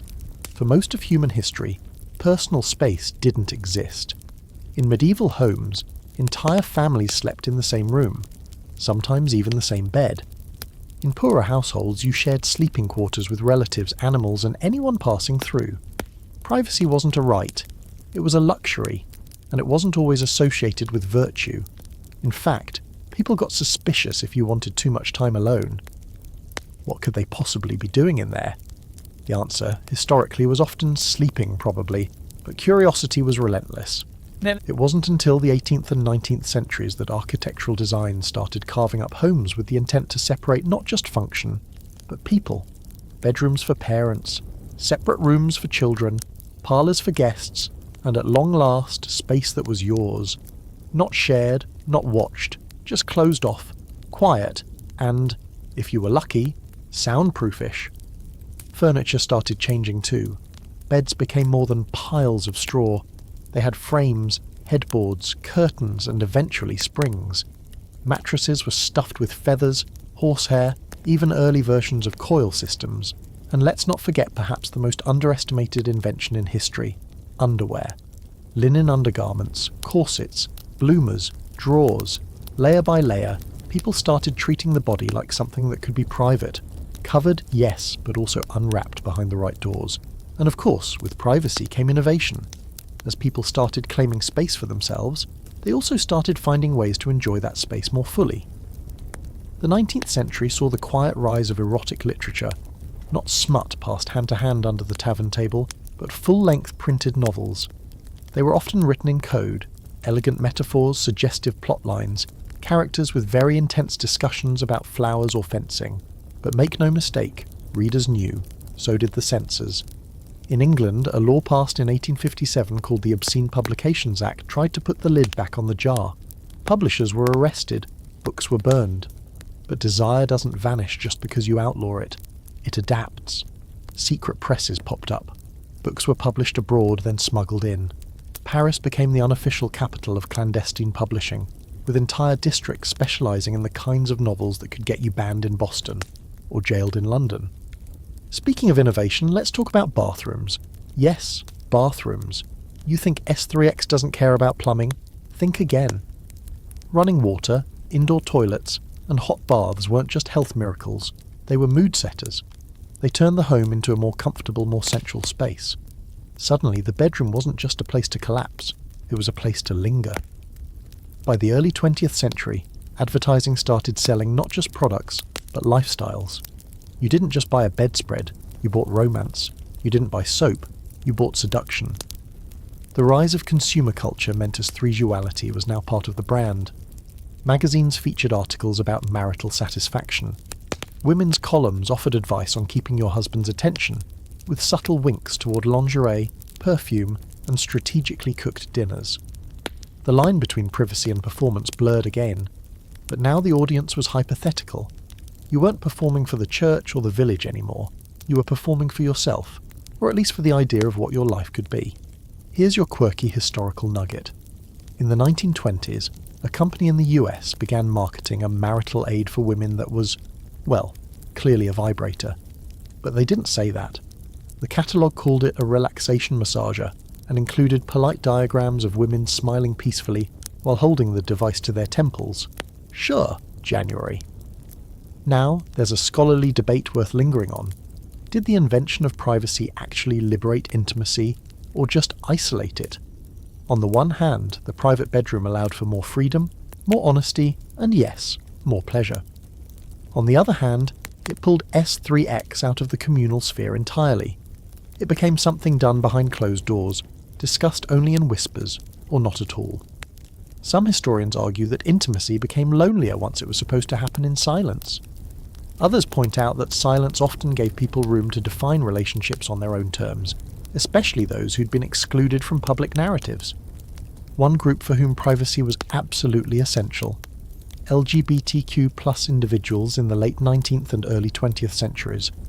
Without public recognition or legal protection, they carved out private spaces, hidden clubs, back rooms, rented flats, coded letters, and quiet hotel lobbies where two people could sit close without questions. For some, privacy was the only way to exist. For others, it was a temporary shelter before they pushed back into public life. Meanwhile, legal systems began catching up, or trying to. Laws shifted from punishing acts in public to regulating what was allowed even in private. In some countries, certain kinds of sexual expression, especially anything outside heteronormative marriage, were considered illegal no matter where they happened. The bedroom had a door now, but the law had a key. Or thought it did. Technology, as usual, threw a wrench in everything. Cameras, telephones, radio, each new invention changed how people saw themselves and each other. Suddenly, a photograph could capture intimacy. A love letter could be read into a microphone. A flirtation could span continents with the right stamp. And with each change, the idea of what was private shifted again. For better or worse, the modern era was arriving, and it was bringing company. So tonight, you lie in your own bed, under your own blanket, in a room with a door that locks. Maybe you're alone, maybe not. But the space is yours, in a way your ancestors could never imagine. You can whisper, you can shout, you can rest. No priest, no parent, no village elder is listening. And whether you use this space for love or sleep or just scrolling until your eyes blur, you're doing it in the miracle of solitude. Intimacy, at last, without an audience. You're standing now at the threshold of something uncanny, like stepping into a room that looks almost exactly like your own, but not quite.